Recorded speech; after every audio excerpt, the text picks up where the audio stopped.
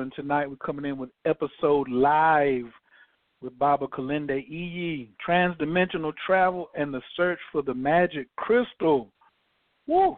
I got to put my own hands together for that one right there. One more time. This one sounds like, I remember Enlightenment always says, you get some heat, you get some heat, you get some heat. So this one is, I'm really feeling super confident about this one as well. Just because we talk about travel, my son is in my 9th house in my astrology chart. So that means international travel. So I'm like, what do you got to look for in your chart? If you're doing transdimensional or hyperdimensional, you know what? I can't even have this conversation by myself. Let me get on here. Please also share this on your Facebook page, or if you saw it on Instagram, or if you got an email from me, please forward that to somebody else. So invite 2 people so they can expand their knowledge base as well and their understanding of the things that we're going to be talking about tonight. You know, like the properties of crystals, what is transdimensional travel. But I got to go bring my man in. He done been in since episode 1. Y'all get your hands together. He's a martial artist. He sits at the adult table. Etheneologist extraordinaire. He's definitely an explorer. He's done some acting before. I know he got a little engineering up on his belt. He's an entrepreneur, magnificent father. He knows how to represent when it's time to get his day in court, studying his astrology. And he's also on my inner mental cycle, a brother from another mother. Y'all put y'all hands together for Fire Wata. Hey, appreciate that intro. Appreciate that. Hey, definitely. It's just a fact, man. It's just a fact. And they thought we were done, but no, we not. We are not done. Yeah, somebody hit me. It was like, oh man, when y'all gonna do another show? And I was like, man. Kilindi said, 10 shows. He's good. We're just gonna go ahead and rock. He got some traveling coming up. I knew he had some traveling coming up, and I've been going back listening, looking at my notes, getting some jewels, and then all of a sudden, voila, a whole new topic come up, and I was like, hey, before you hit the road, you wanna try one? You wanna hit this thing one more time? And he said, absolutely. So I'm definitely super encouraged that he said he wanted to come back and share some love tonight about some things that are on his heart. Right.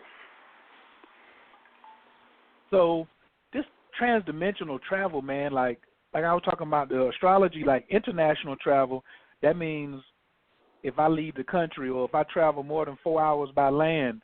But now we're talking about dimensional travel.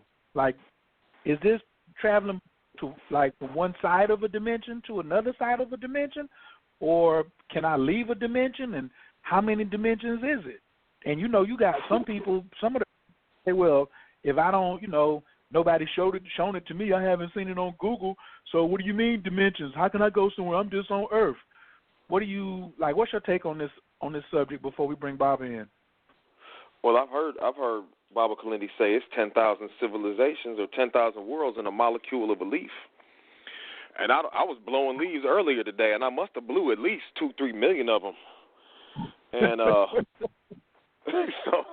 so that's just this yard. So when we say in multiverse, big is not a strong enough word. Gargantuan.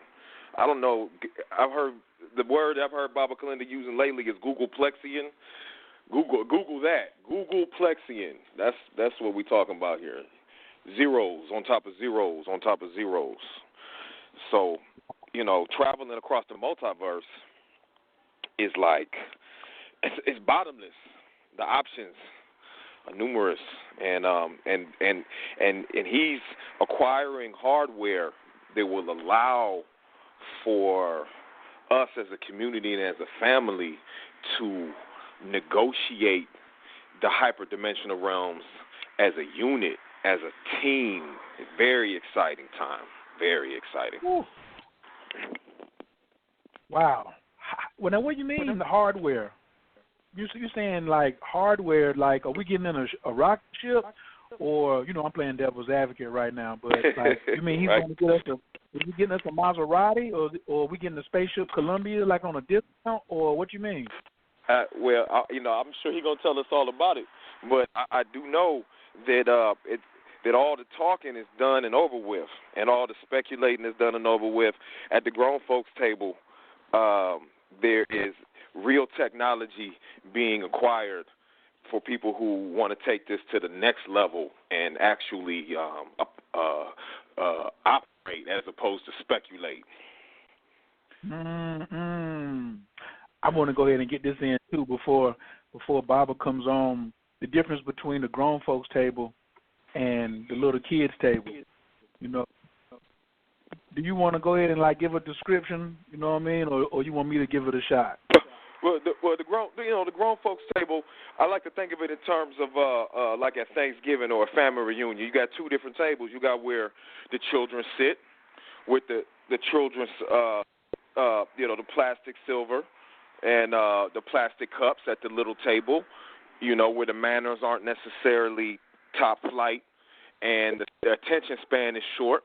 And then you have the adult table or the grown folks table where, we don't put our elbows on the table and we say, can you please pass the mashed potatoes and the gravy? And, we might toast and have a conversation with the napkins tucked in the collar. The grown folks table. So it's a metaphor. Go ahead. You can add on to that, though. I'm sure you got something for it. One of the things that when I first met Baba Kilindi, he was telling me about some cats on Facebook who had never even tried or attempted to stand in his shoes or anything close to what he was attempting to describe.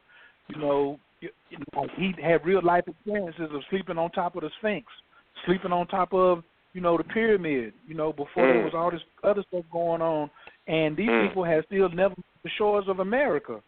Right. And had really not had any experiences, but they were more like at the kiddie table, man. And I told him, I said, Baba, we can't even be concerned about them no more. Just come on and bring us the heat. And for the first 10 episodes, he has brought nothing but Chardonnay, and champagne and real sharp knives and real sharp, all the finest china that we could partake in. And I'm just really appreciative of him coming and bringing this adult conversation to us where those who are ready can step up their vibration from the kiddie table to the adult table. And I don't even know what table is past that, because tonight when he gets into the Palantir and transdimensional travel and the search for the magic crystal, I had never even typed in Palantir stone before. So like anybody who's already listening, I'm sure that's going to be coming up tonight. Please type in Palantir. Palantir. If you remember Lord of the Rings, or if you remember the Wizard of Oz and how the witch was checking on people with the large crystal, I want you just to put that in mind. But I'm not going to get too far into it because my knowledge ain't that deep into it. I'm going to go ahead and open up the line right now. Please put y'all hands together. I'm going to just give them just a quick introduction. Speaking this year at the 2019 Breaking Convention in August in the UK, where Coach was looking at his tickets today. They're only $75. Y'all better get there. Please put your hands together for Master Instructor Kilindi Iyi.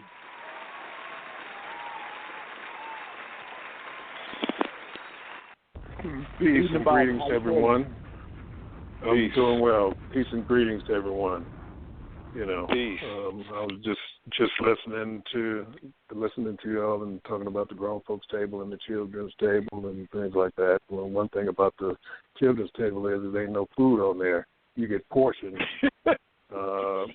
parceled out by the adults, and meaning that relating that to a go live that I did the other day, one person on there, I don't argue with number one, I don't argue with children, and I don't argue with stupid people.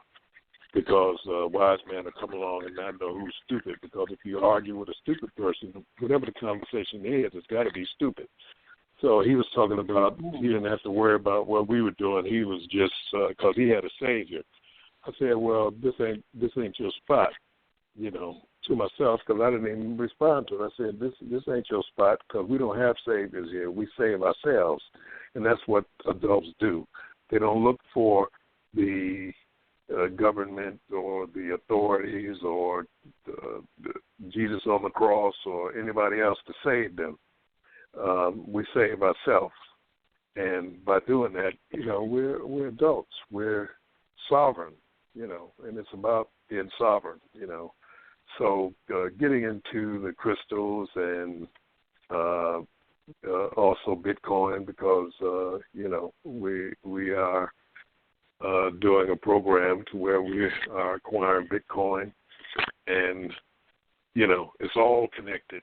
The entheogens, the Atlantean stone, the Bitcoin, the transdimensional, extra-dimensional, hyperdimensional, interdimensional travel that we'll be talking about. And, we're talking earlier about how many dimensions are there. Now, in string theory, you will get the calculations of the string theorists, and they'll say that there are 11 different dimensions. And I say that there are so many different dimensions you can't even number it.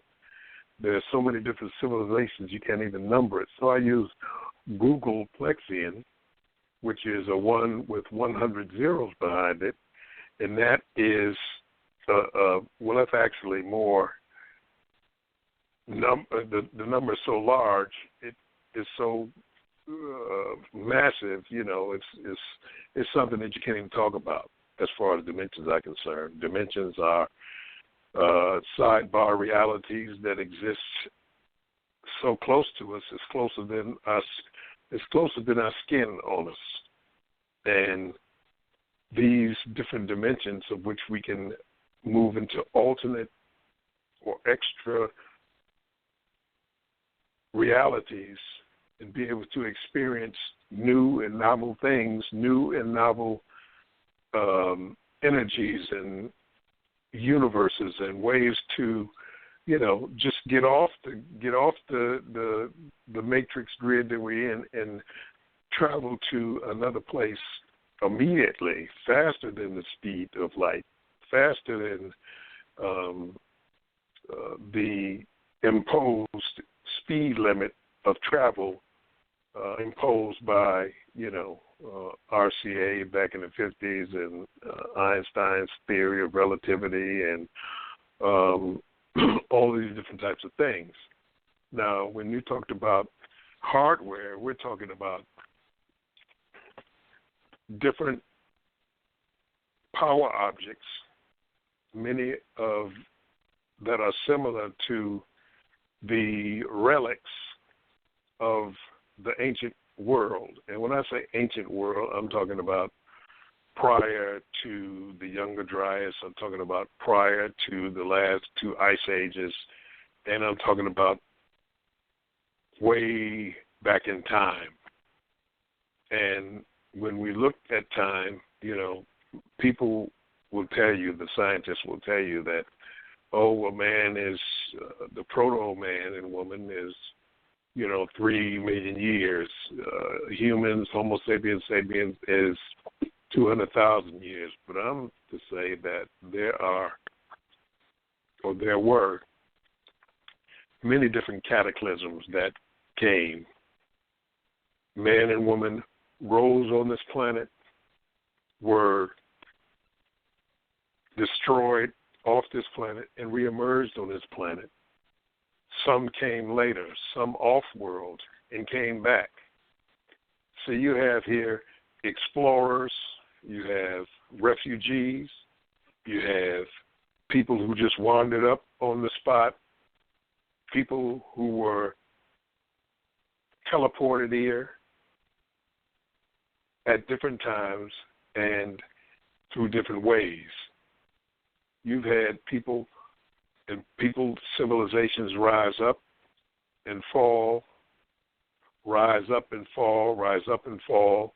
It's no different than many extinct species that, people say, well, there ain't no more Tasmanian devils and there ain't no more dodo birds and there ain't no more this and that. And all of a sudden, if somebody's wandering around out there, they will find one of these things happening. And then you'll find more, like the Tasmanian tiger and all that kind of stuff. So we're talking about ancient relics, ancient technology of power. Now this is to reacquaint the contemporary family with the ancient technology. That is the hardware. Our consciousness is the software. Our body is an interface. It's like when you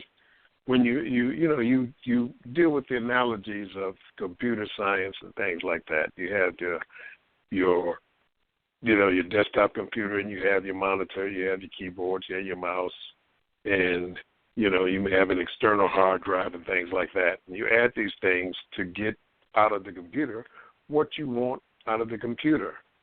And so the crystalline technology has been a technology for millions and millions of years. They are room temperature quantum computers. They perform the same function when paired with the software, which is consciousness,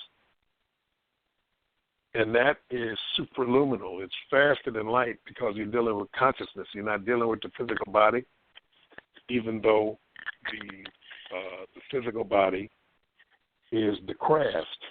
If anybody's familiar with masonry, they're dealing with the craft, and they're not talking about the crafts of operative masonry, or they're getting ready to building buildings and using bricks and mortar and things like plumb bobs and T-squares and things like this, things that you used to in my day, we had shop and things like that, and we used to go to metal shop and to wood shop, and they show you how to use a lathe and a mill, and you used tricorders and all different types of instruments to help you build something.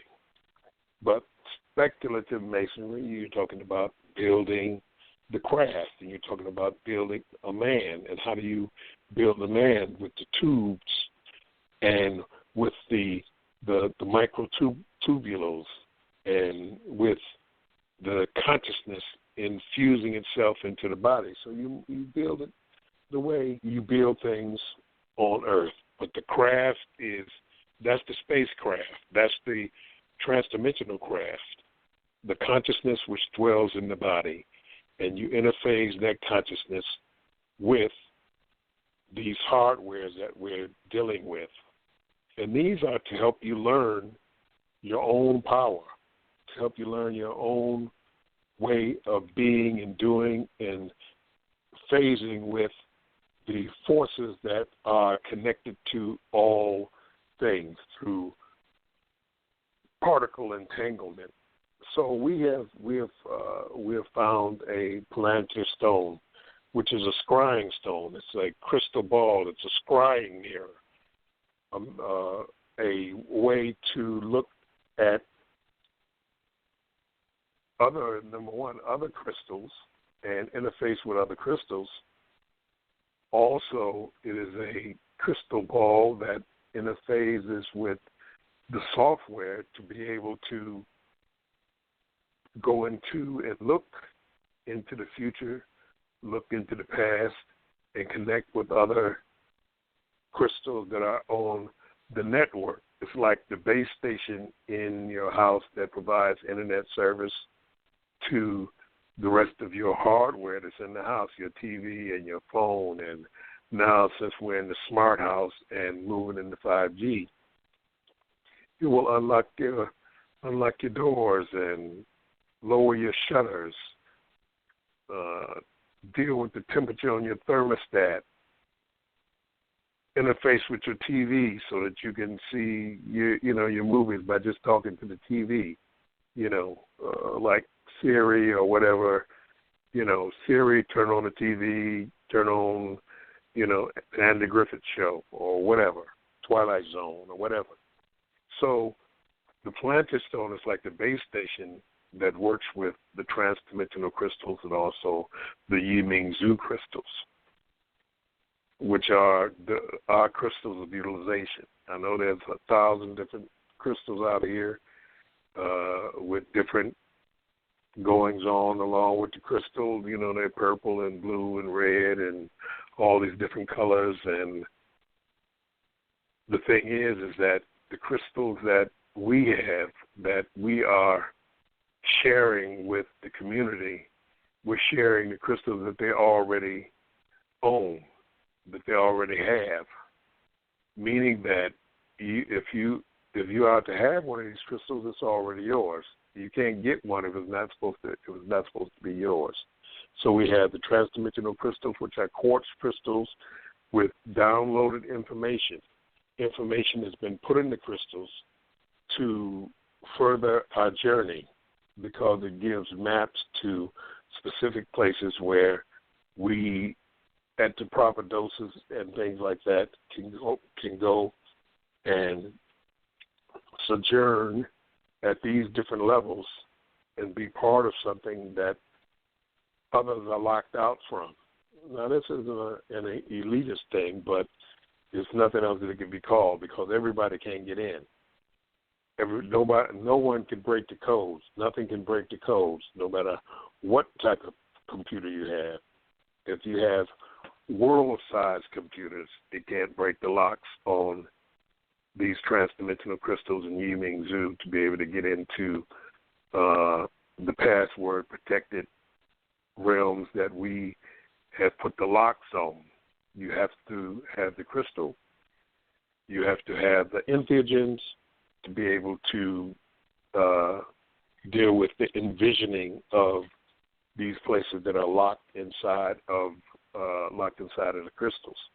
So you're utilizing these things to be able to have access, to be able to work. That doesn't mean you can't trip without them because there have been many trips that you do without them. But when you get ready to do this specific work, you take your crystal with you.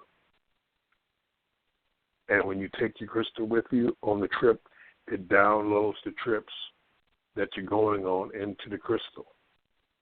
And at later times and later dates, you can then manifest those sojourns that you make into the multiverse or into the infraparticle realms or into the realms.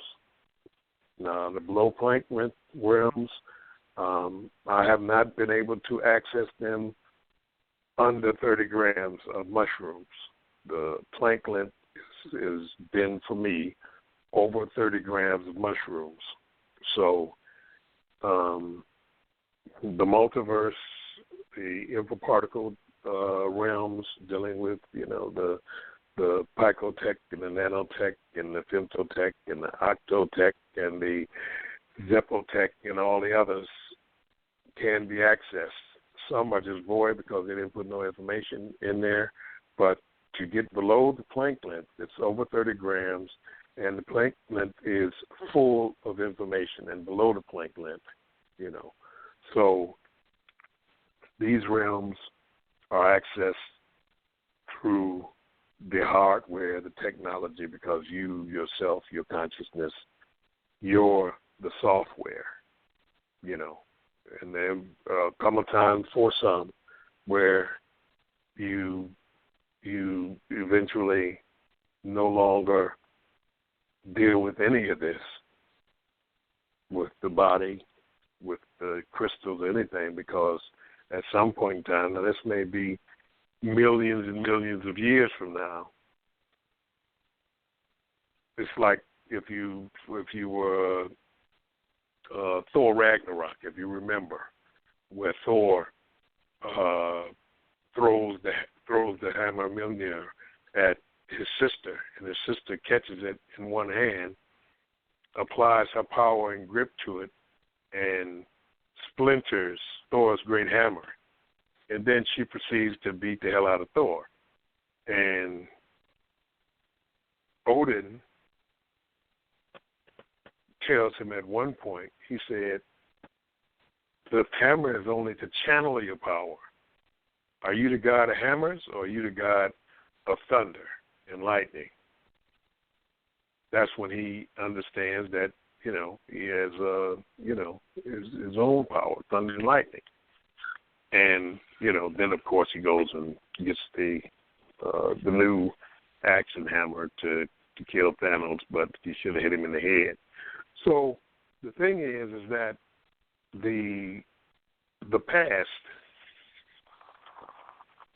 from the past through the present into the future, these movies, these technologies that are appearing to combat the technologies of the AI, being able to have currency, which is Bitcoin.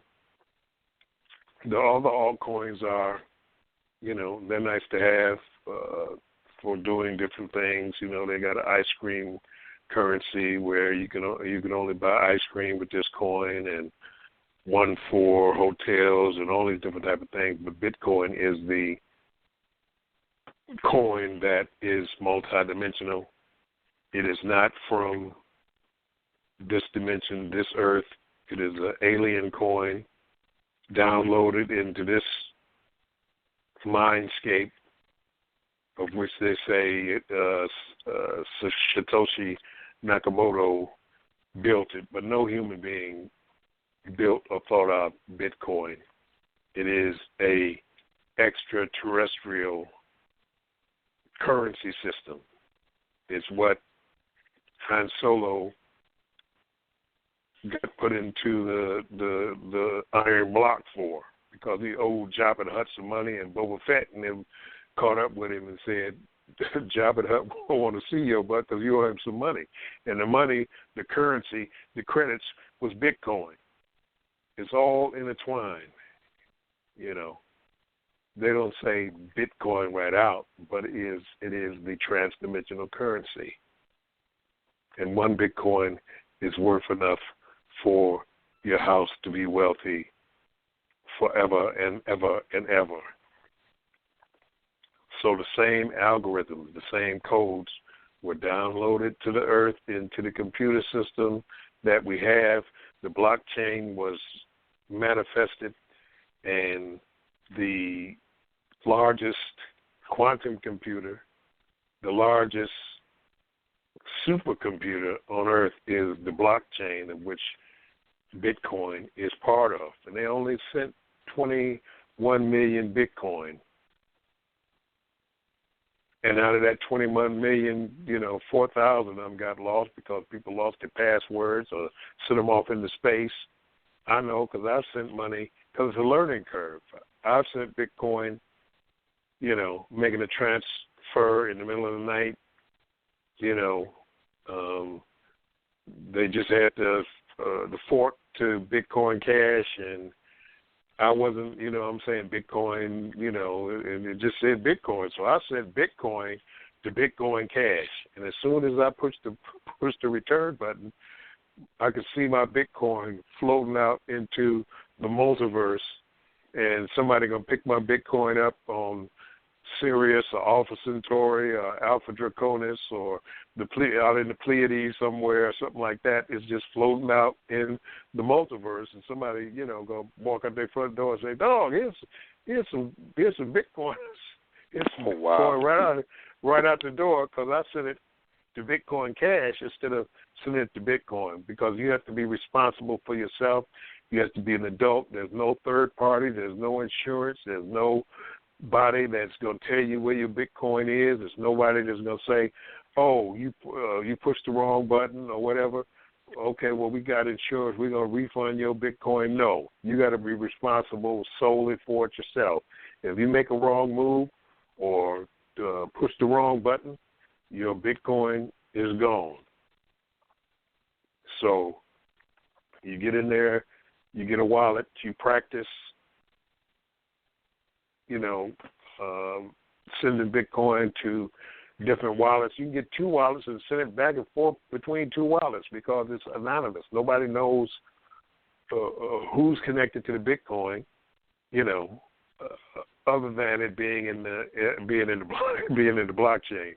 But it's you have anonymity coins or anonymous coins where nobody can follow what's happening or going on, and you can make anonymous purchases with Bitcoin and things like that in the Bitcoin ATMs.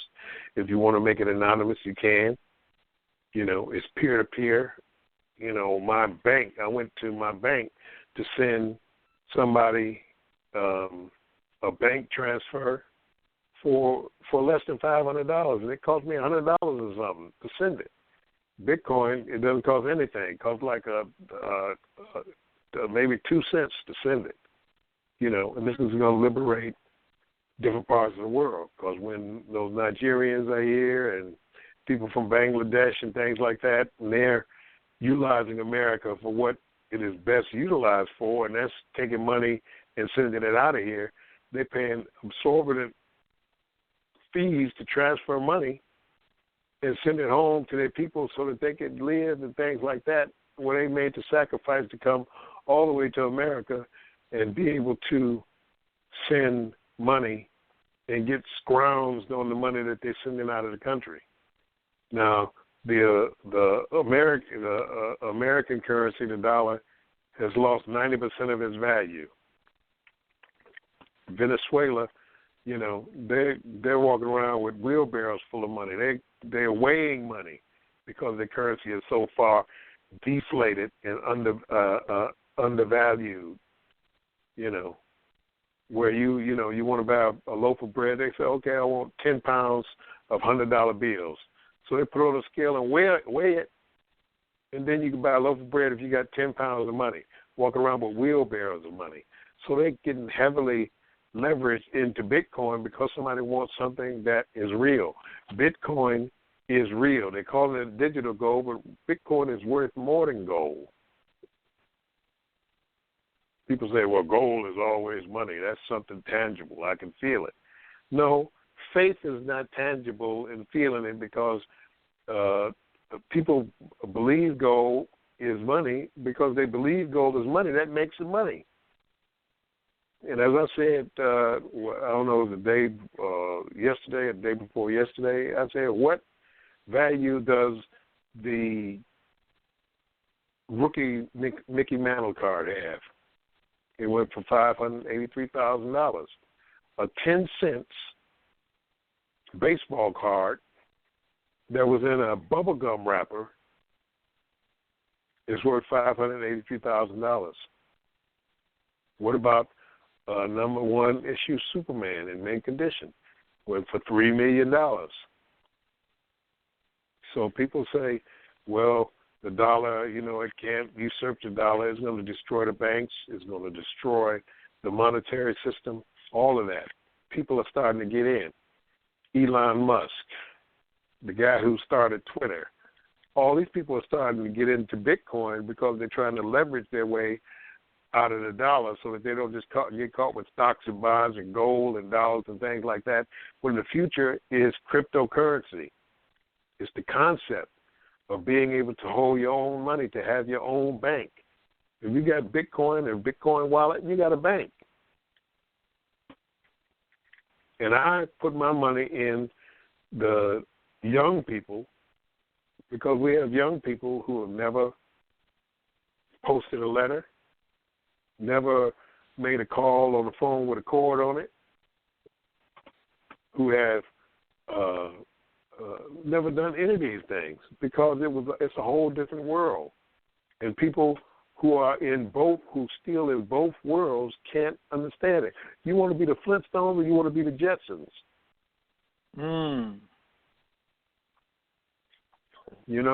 Eating dinosaur burgers and all that kind of stuff. And I'm going to tell you, the dinosaurs is gone, so you can't be using, ancient dinosaurs to vacuum the floor and all that kind of stuff.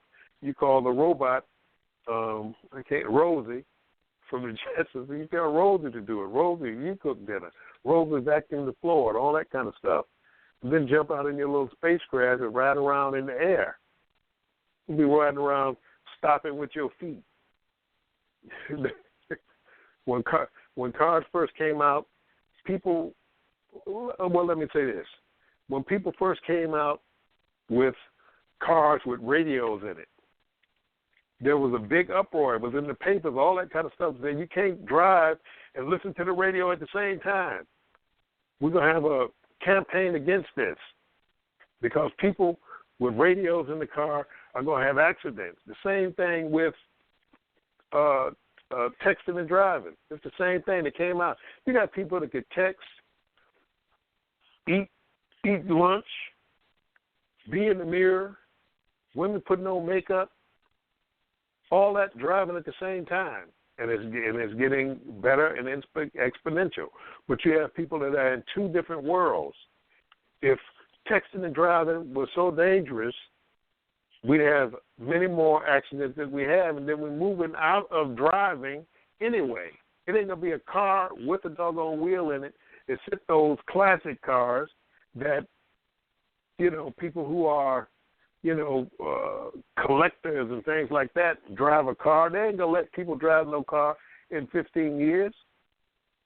They're going to be a person driving a car on the road? That's too dangerous. People are too unpredictable.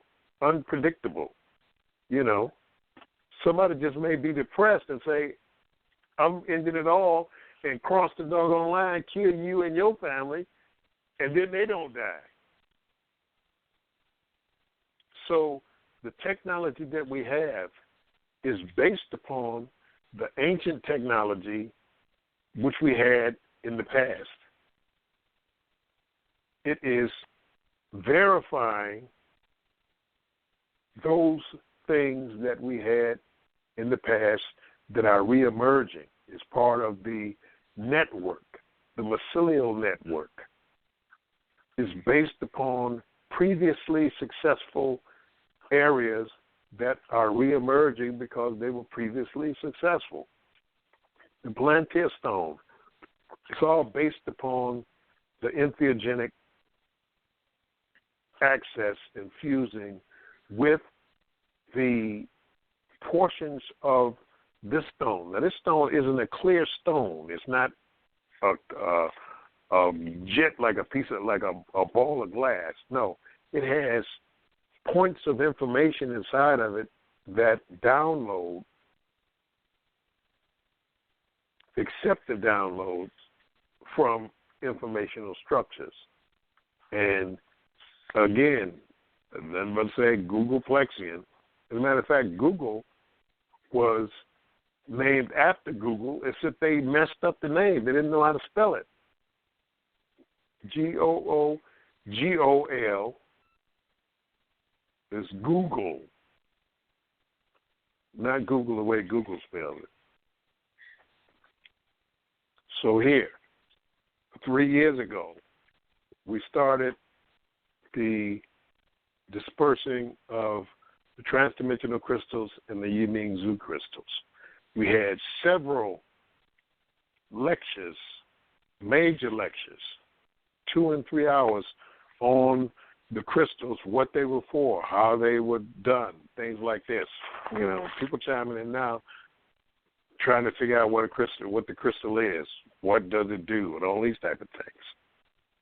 So the people that got the crystals then, I told them that it was a 3 to 4 year program that we were working with.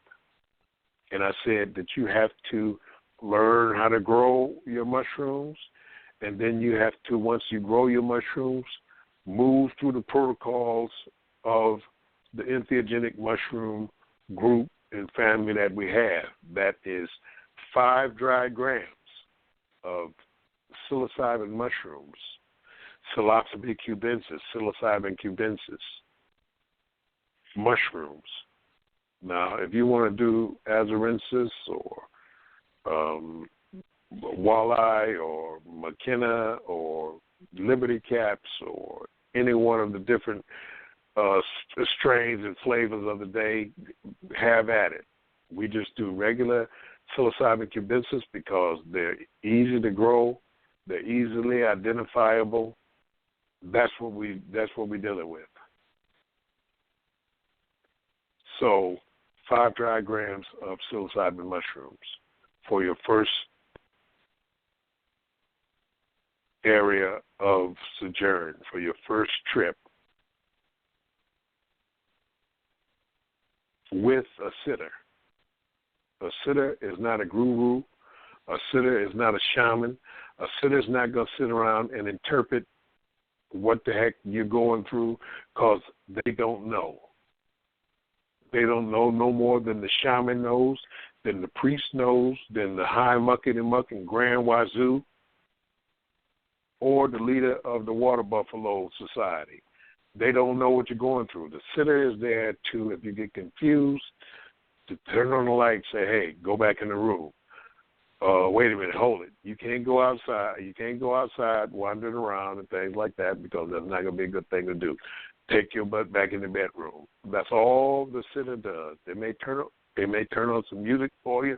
They may talk to you. They may turn on the light. They may help you to the bathroom. That's it. Then your second trip, 7 grams. Then your third trip, 9 grams. After 9 grams, if you feel comfortable, you can go solo. You don't need to sitter anymore. But you don't need to sitter in the first place. The sitter is there to give you confidence when you're in your infancy.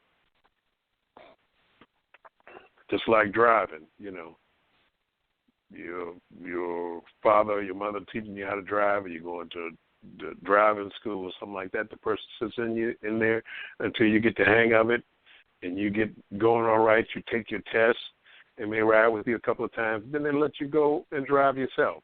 Then you gain experience. Then you an expert driver. You don't need anybody to go with you anymore. Same thing here. Same analogy into the mushroom world or realm.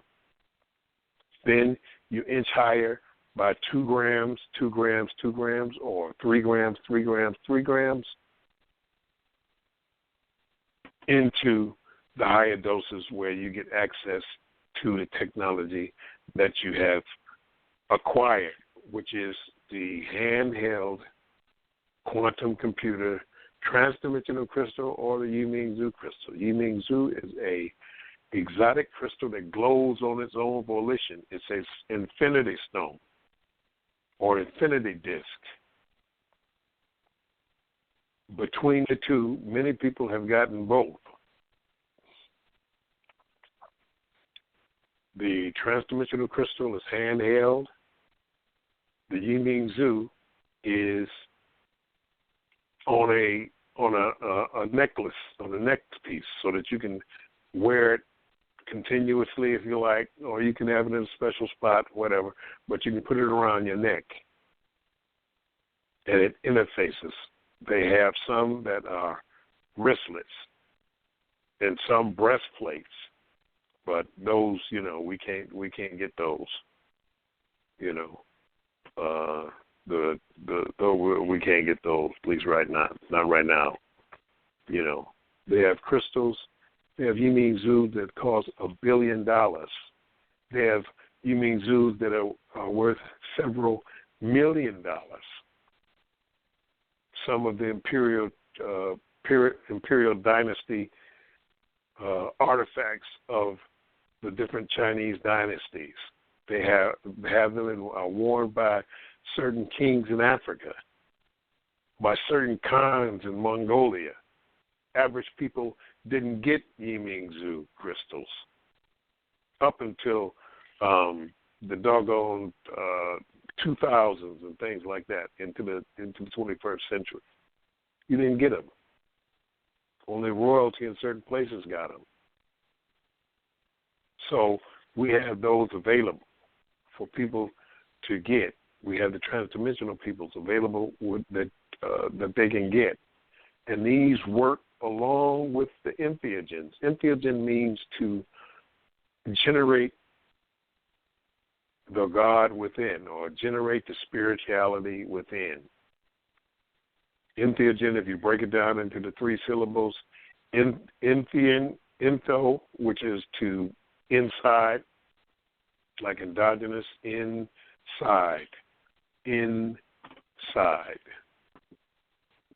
Theo, which means deity or spirituality, and gen, to generate. Also, that was created to combat psychedelic. Psychedelic means mind manifesting the psyche, but it had a lot of old baggage along with it because of the 60s and things like that. Old baggage because of the hippie culture and not wanting to go to war and love not war and free sex and all of those different type of things which the parents were opposed to. You were supposed to be Wally and Beaver Cleaver, and when they say go to war and kill other people, even if it's a fake war. The Bay of Tonkin was a false flag project to get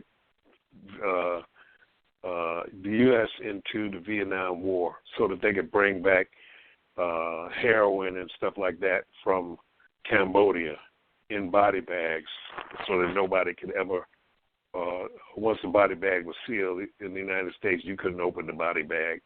So they would bring heroin and some stuff back from Cambodia. So all of this to get around to the Plantier stone.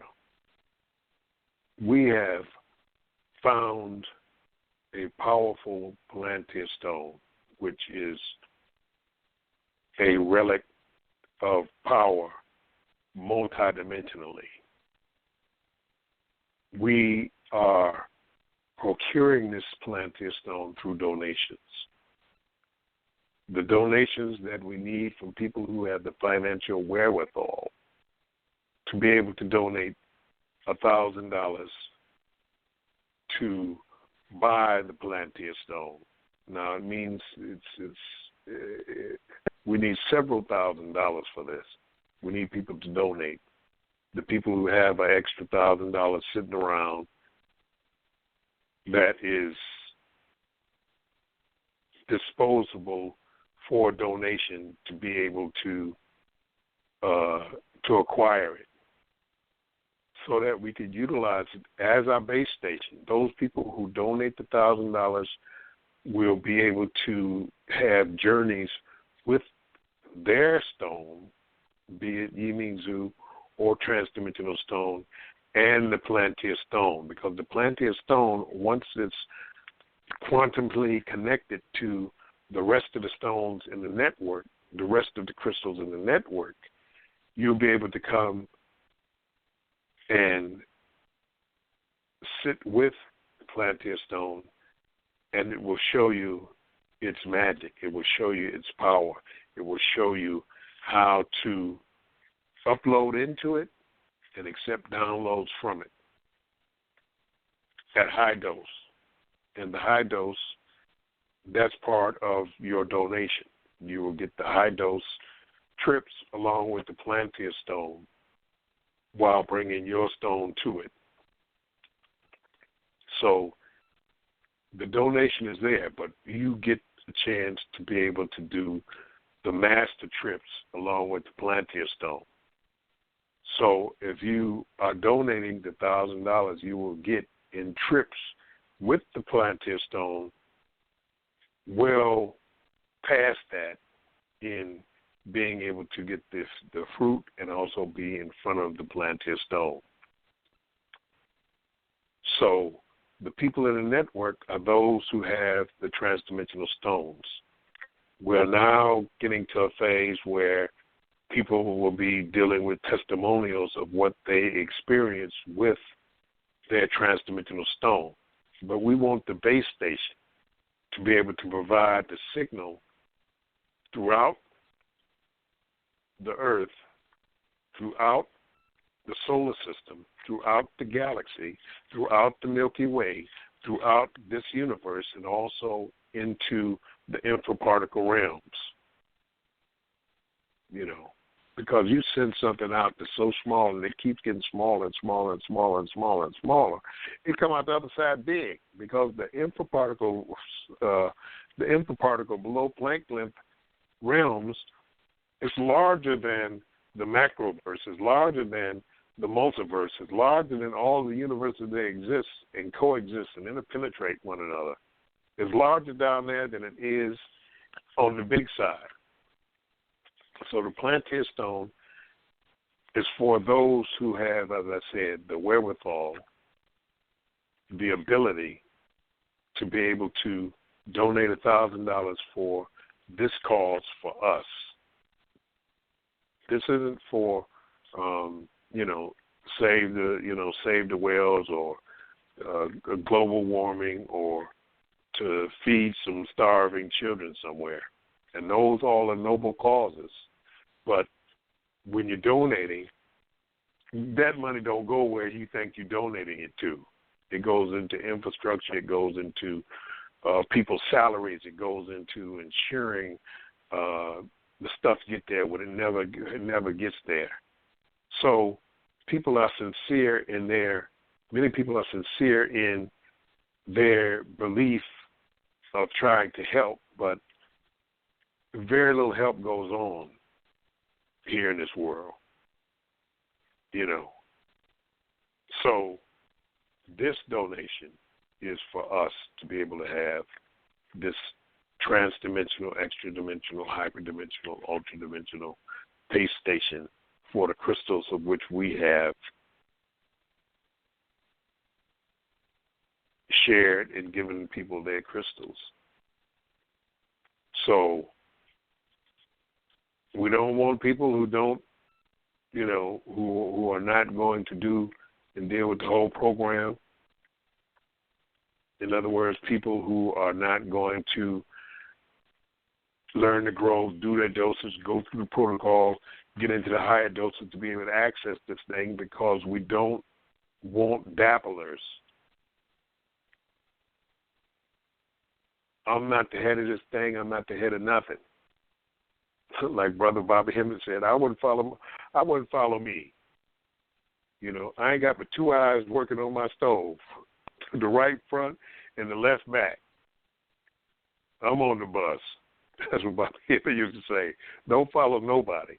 Follow the one behind your nose. We're all in this together. I don't allow people to try to make me the big guru and all those different type of things. For one man to learn from another man, it's like one grain of sand trying to learn from another grain of sand. I don't mean in the colloquial sense where we can all learn things from one another. Brother is a carpenter. I can go to him and learn how to fix my door or things like that. I'm talking about in the big pictures, in the bigger picture, You can learn, yes. You can come to me and learn martial arts. I can come to you and learn how to bake a cake. Yes, we learn from one another like that. But when we're talking about the bigger picture, the things that we access, the Palantir stone is a teaching stone.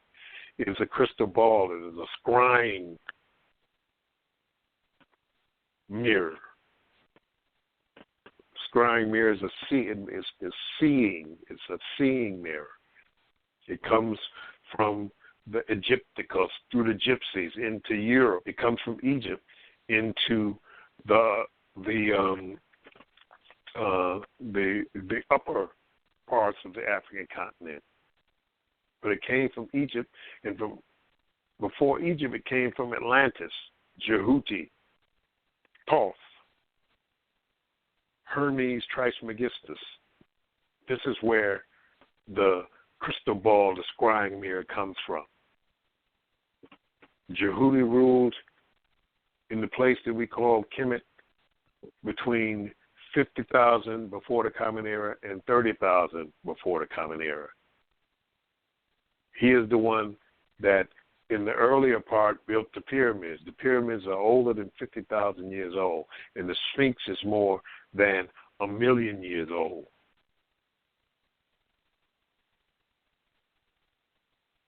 That is part of the complex of this particular solar system. That's why you have the face on Mars and the pyramids on Mars. You don't get 3 pyramids surrounding a face that deal with geometry, and that's a coincidence. NASA says a trick of light and shadow. It don't happen like that. Nature don't like straight lines. So the Sphinx and the pyramids are not only monuments, they're technologies, embedded technologies, utilized with the craft, the software. They are also computers.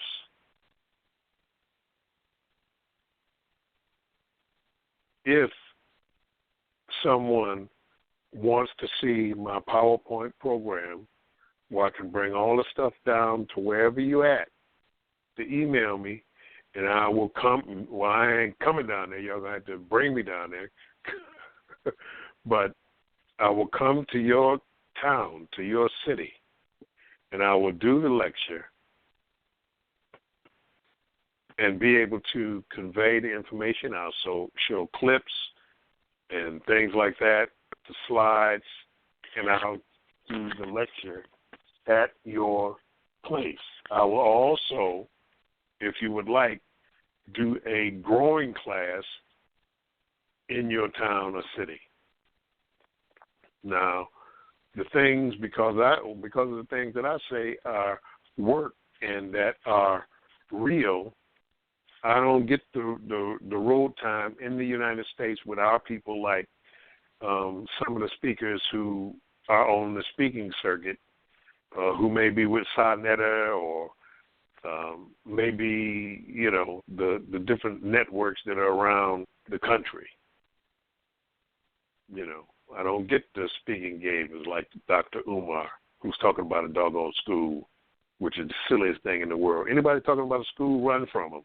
Nobody's doing schools. Schools are obsolete. They were obsolete 100 years ago.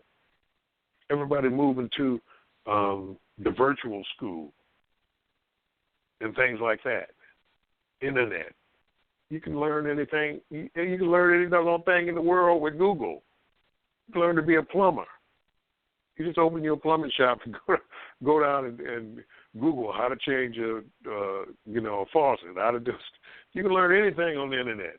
Why the heck do you think? Schools, even in their heyday, in the 50s and the 60s, were about toilet paper. It was about floor wax. It was about big boilers and coal and gas. It was about lights and light fixtures. That's what it was about. And also preparing people for the Industrial Revolution. Literacy. Dealing with literacy to the level of where people could read good enough to be able to, when the boss leaves a plan or what to do, that you can read. You can read that stuff. That's all reading was. It didn't have nothing to do. They wrote the book Johnny Couldn't Read in 1935.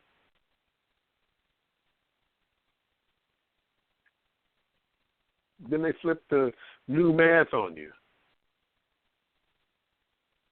Cat Williams said it best. He was in school doing 2 plus 2 is 4. Got that right. 4 plus 4 is 8. Then all of a sudden, you in there doing that. You got that down. You know how to do it. I'm going to do my gazintas, like Jeffro Bodine say. One goes gazinta 1-1. One gazinta, you got that down. Then all of a sudden, they come with 1 plus X over T, include the vector in there, and don't forget the Patmos or whatever it is. So, don't you see it's a letter in there? We're doing math. What the heck, an X in there and a Y and all that kind of stuff. So they flip that on you to bust you out of math. No. Anybody talking about a school when they get rid of schools? Anybody preparing their child for college is, especially if they're small. You know, I'm trying to prepare. I want my child to go into college prep. If you're going to doggone college, it's fine if you want to be in there and, you know, for the social life and stuff like that, you know, chase the girls, have your first time to be able to get some sex in your own room, as long as you kick your roommate out, the dances and the parties and the football games and stuff like that. But it ain't no sense to go to college. Doggone it, because you can learn everything you want to learn. You know, you go sit up in there in biology class until they ring the bell, then you go to something else. No, that's industrial schooling. That is 1919 schooling. That work to put you in the factory so that you can turn widget number 3 on bolt number 7 and not complain that much. Coffee is the drink of the Industrial Revolution because it would give you would be able to perform in the 8th hour with the same vigor as you performed in the 2nd hour. That's why you have a coffee break. That's why coffee breaks were in the doggone union, the union. Because coffee gives you the pep. It gives you the boost to be able to perform in the late hours the same way you did in the first hours. You know, and that's why they were so against cannabis and stuff like that. You smoke a joint or something like that, you want to sit down and go to sleep, or sit down and not even deal with that stuff. So the plantar stone, the plantar shear, is what was. You know, you have them. You have them all over the world. The crystal balls, the scrying mirrors. Scrying means seeing. They had them with the Celts and the Druids. John Dee, who was the personal astrologer and magician to Queen Elizabeth, he had scrying mirrors in which he saw the French coming across the channel. And that's when Elizabeth beat the French because she knew that they were going to be coming across the channel. And she bolstered up the youth of England to be able to fight them off in the midst of a storm. When John Dee wasn't getting enough money, he went to Prague under Rudolph.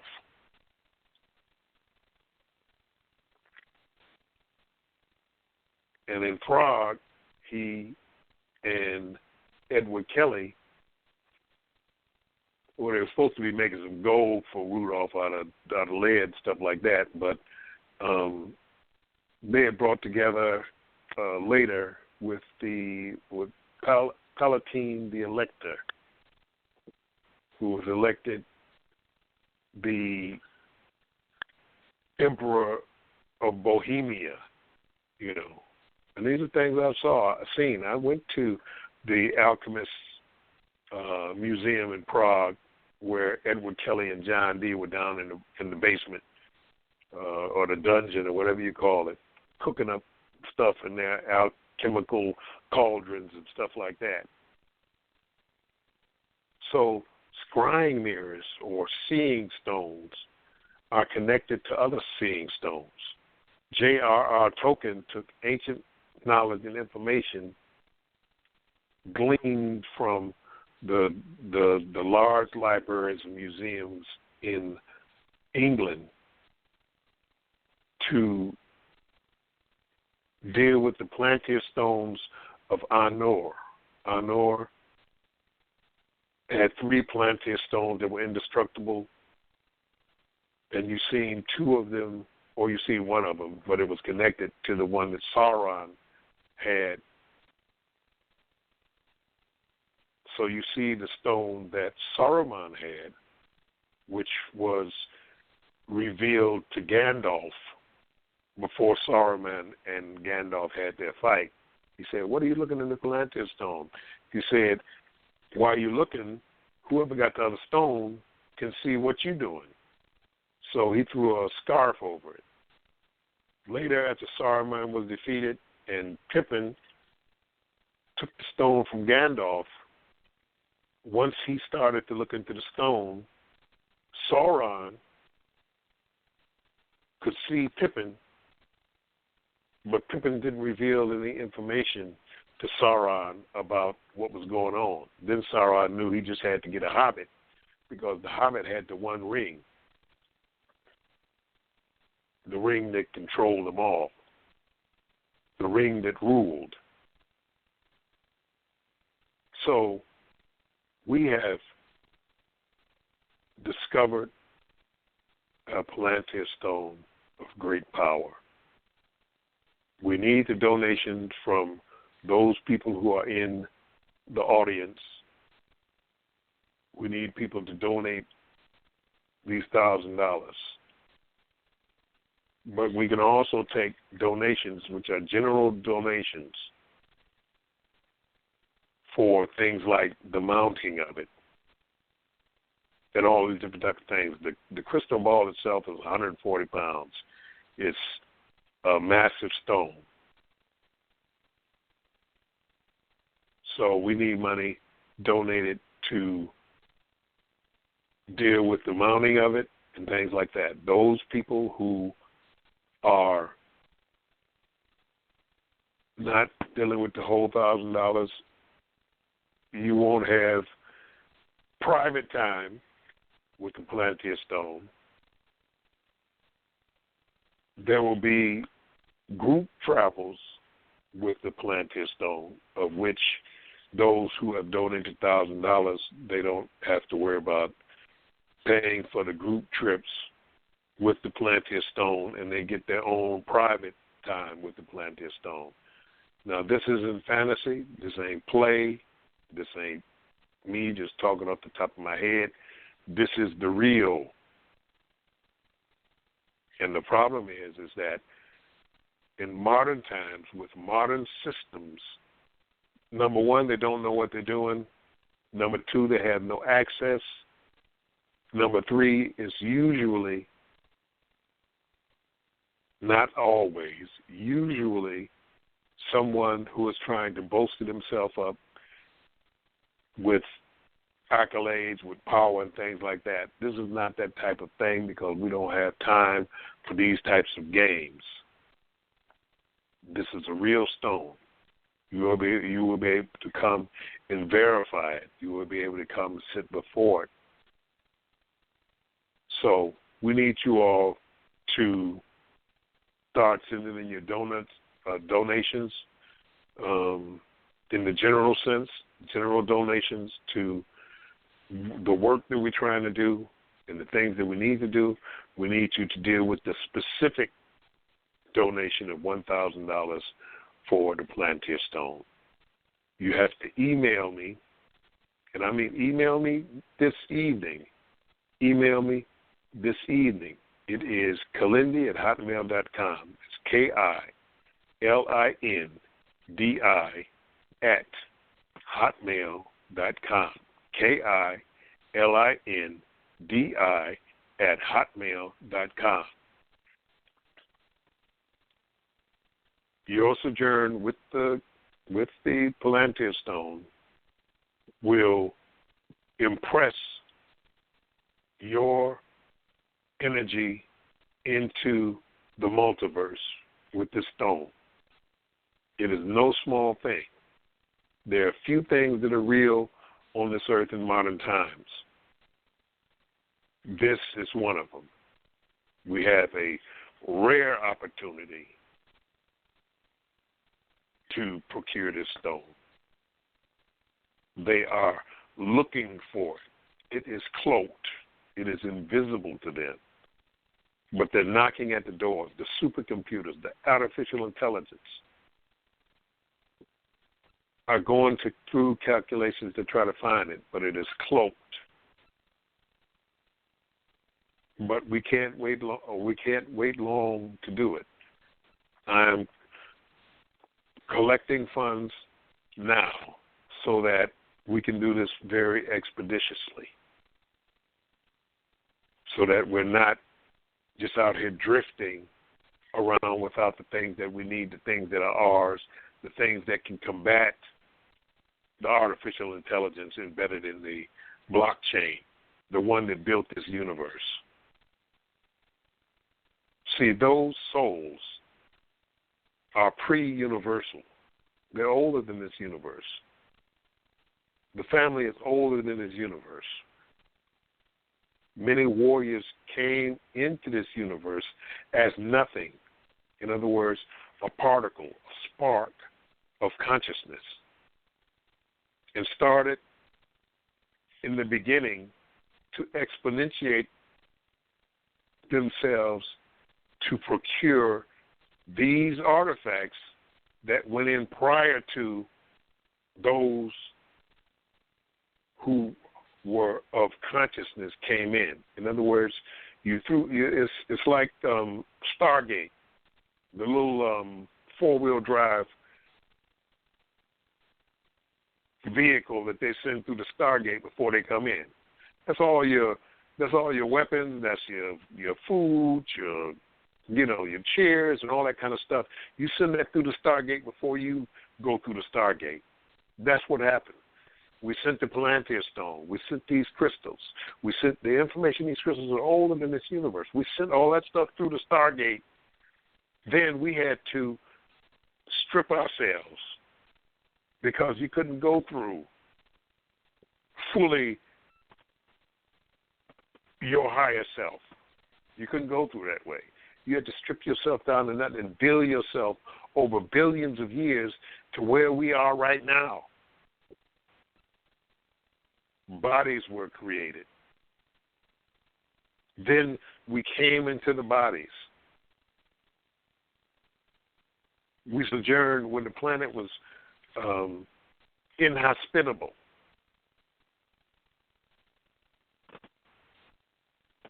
Then we catch up to our technology and we utilize it for the AI being pursued by older systems older than so old and so exotic and so different that they have absolutely nothing to do with this system, because this system was built to hide itself from the older, more powerful systems. Yes, the one that's on your phone, the one that's listening to this conversation, the one that's on your computer, the one that's in your icebox, the one that's in your car, the one that's all over the place. It built it so that it could grow inside of itself, so that it could exponentiate itself to be able to grow, to be able to deal with the more mature systems that are here. They're closer than your pulse. They're closer than your heart. We're in a grand mystery, dealing with realms of power of unimaginable understanding and power. When people be running around talking about God this and God that, and this God and that God, and God is everything, no, ain't nothing everything. There's separate systems out here that are old and they got nothing to do with anything else. Everything you can imagine is insufficient. You have to have access. You have to have power. And if you don't, you're nothing. You're soulless, like many of the algorithmic illusions that are out here. Y'all think Trump is real. Trump is not real. Trump is a set of ones and zeros to distract, because you think the world and America and all this is real, when it's nothing but Maya. It's illusion.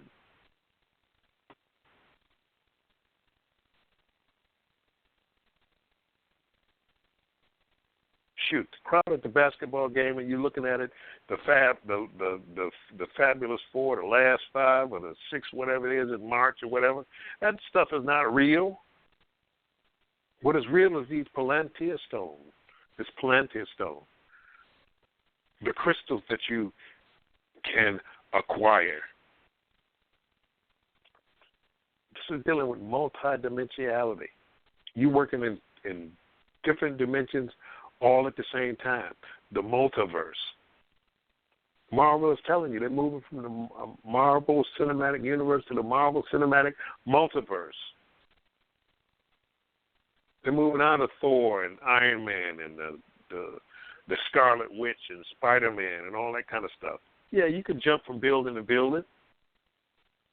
And Thanos had to acquire all that hardware, them 6 stones, and there's a 7th stone, to be able to do his snap to blink out the rest of the universe. But that only woke up the big ones, the big dogs, the Celestials, the Eternals, the one above all.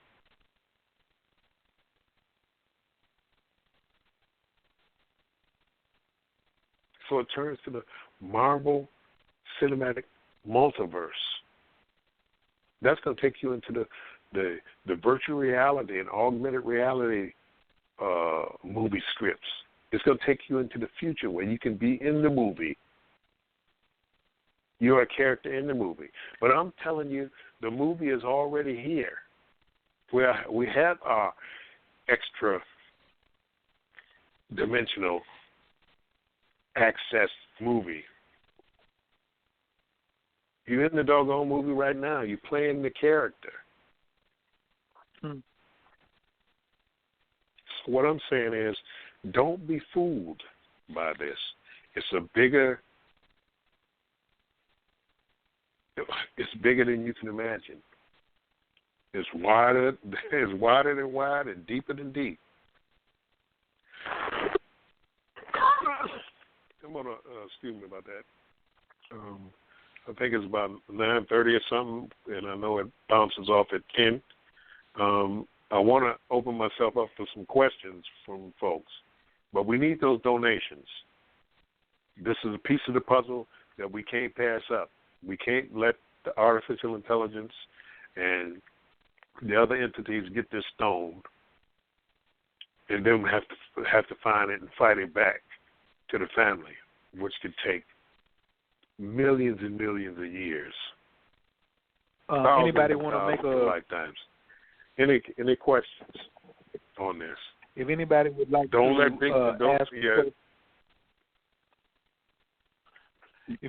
like to ask a question, please press 1. Please press 1 if you would like to come in and ask Baba Kilindi a question. Of course, me and Fire Water probably have the first 2.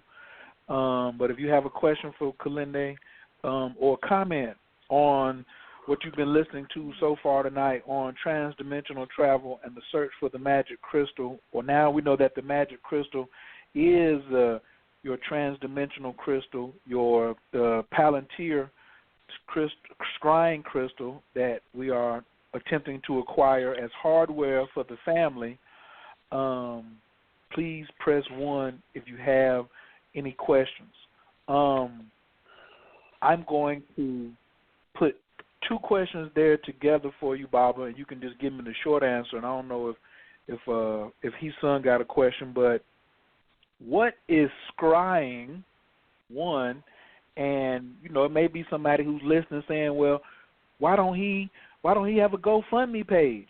Why don't he just put it up like that? I don't see no GoFundMe page. Like, why is he the one that's holding on to it? So those are my 2 questions. What is scrying, and what if somebody's saying, why doesn't he have a GoFundMe page? Okay, scrying means to see. To see. It's a seeing stone. That you look into it and you see the future. You look into it, you see the past. You look into it and you see what's going on with the other crystals. So that's why it's connected. And as far as the stone and why I don't have a GoFundMe page is because we ain't doing it like that. We are. I'm the custodian of the Palantir stone. The holder of the connected fruit that goes along with it. So even though the scrying crystal is all of ours, it's got to be held in a central place. It can't float between us. In other words, I'll keep it a year, and you keep it a year, and Joe and Sam keep it a year, and Mabel and Ruby keep it a year, and on. Kofi and no, it's going to stay in a spot where it can be protected. It's going to be in a spot where it can be utilized and folks can come and visit it who made the donation. So GoFundMe is a good way of collecting money and things like that. But we doing it for the family, and we're going to keep it in the family.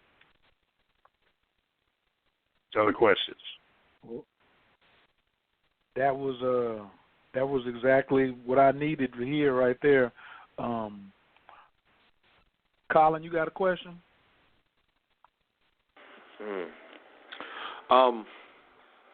Recently, when we were discussing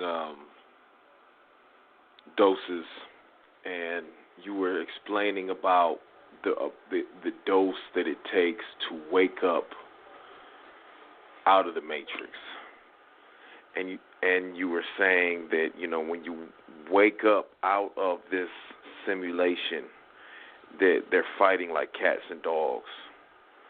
And you just made a comment about how they're currently trying to triangulate on the stone. Can you speak a little bit about that, about the proper dose and waking up like Neo in the real world, and and the fight that's going on? Well, it's as I always say, it's according to the physiology of the person who is taking the dose. It may be for some people 25 grams. It may be for others, it may be 30 grams. Each one of us is different, so it's going to be a different dose. That's why you inch up on it. When you hit it, you'll know it. When you get that dose, you'll know it. And, there's no turning back after that. You can't not be seen. When you see them, they see you. And once they see you and you see them, you can't then back out the game. You're always going to see them, and they're always going to see you. You can't be a dummy in the mix. It's like you in the dark, and you turn on a big flashlight. So there's no getting around it. But each person has their access point, and it's not that far away. It's in the 25 to 30 grams, 35, and things like that. And then you continue to press the pedal to the metal, press the envelope, Chuck Yeager, you're going to go all the way to the edge of the atmosphere, or you're going to go all the way through it, But there's no getting past it. There's no getting around it. Once you get out here, you're out here, and it ain't no going back, because you have seen, you have scribed, you have seen that which is, and you can't not see it. You can't unsee it. Questions from the folks in the around the country or whatever. Questions. All right. Let me see. Nobody has pressed 1 so far. Everybody is just listening.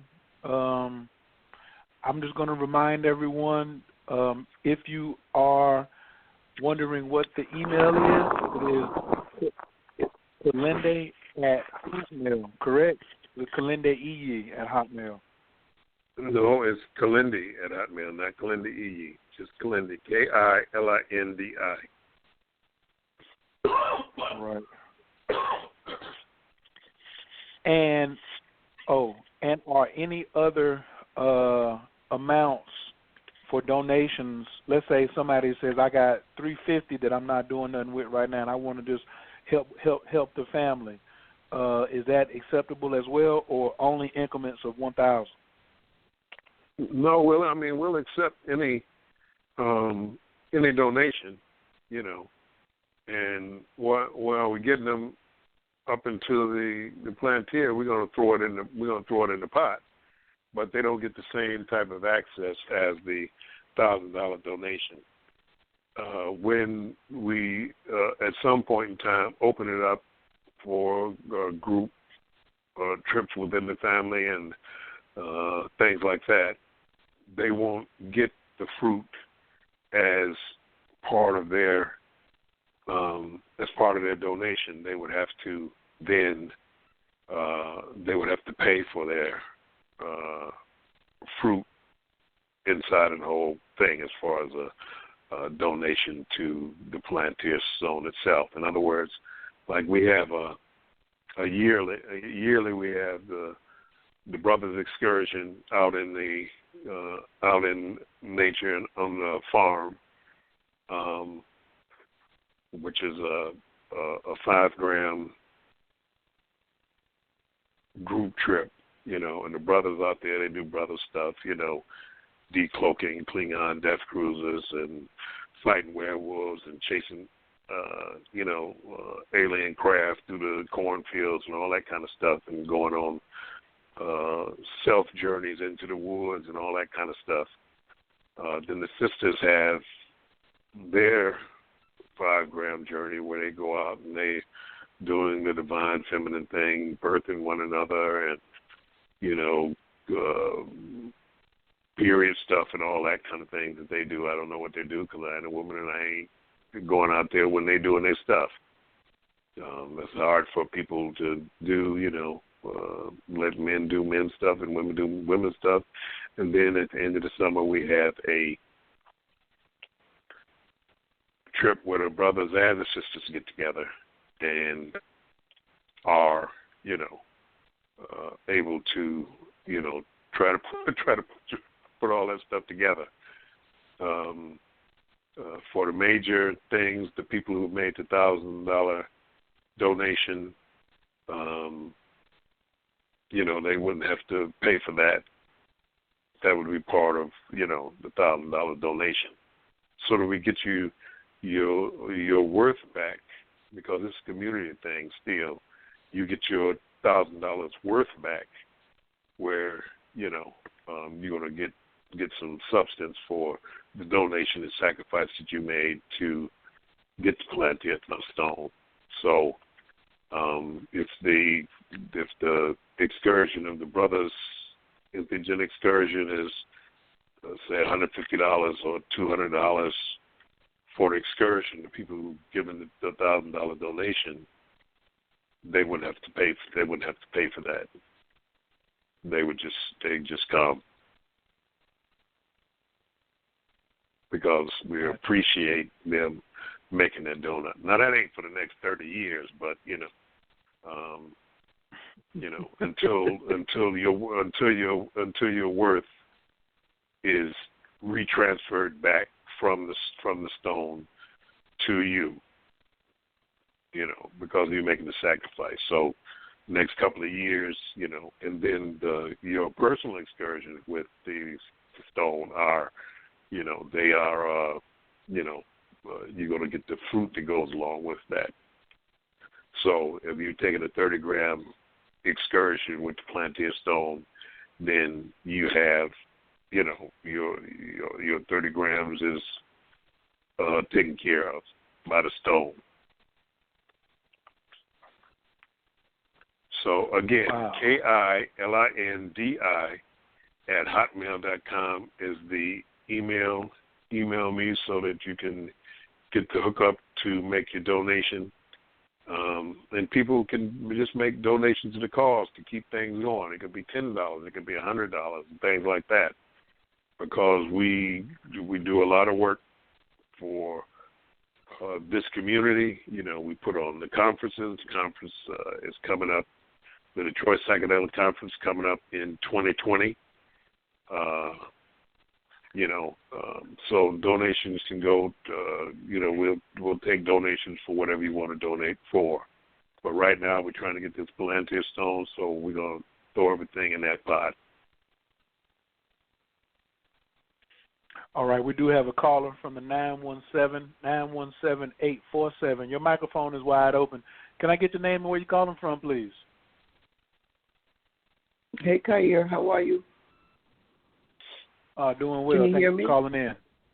Okay. Yes, we can. My question is in regards to the sitters. Yes. He might have had answered the question. I might have missed it, but I wanted to know, how do we know who's an appropriate sitter or qualified sitter? Well, we usually well, I mean, they just have to know the protocol of sitting with a person. We usually have men sit with men and women sit with women. We don't usually have men sit with women, unless they're their, spouse or girlfriend or something like that, Right. Yeah. So, because sisters may just want to get naked or something, and, a lot of brothers don't have no discipline, and a lot of them are freaky. So anybody who know that is trustworthy and things like that. But like I said, we usually have sisters watch sisters and brothers watch brothers, and things like that. So all they have to do is stop you from going out the door, help you to the bathroom if you have navigational problems, because some people have navigational problems where they don't walk that good. Right. Many a night I've crawled to the bathroom, and just somebody to talk to. That's why I said they don't need to be trying to be a spiritual grandmaster or a shaman or witch doctor or whatever you want to call it. They're just there to give you a little bit of support. Things like that. Get your glass of water. And the best thing the sitter can do is just tell you, okay, go back in the bedroom and lay down. But if they get confused or they get frightened, you can turn on the light for them, talk to them, stuff like that. If folks freak out, just try to keep them calm. If they say they're dying, they ain't dying, so don't call the police or the hospital or the ambulance or nothing like that. Just let them go through it. Psilocybin is the safest compounds of the entheogens. Nobody's ever died from it.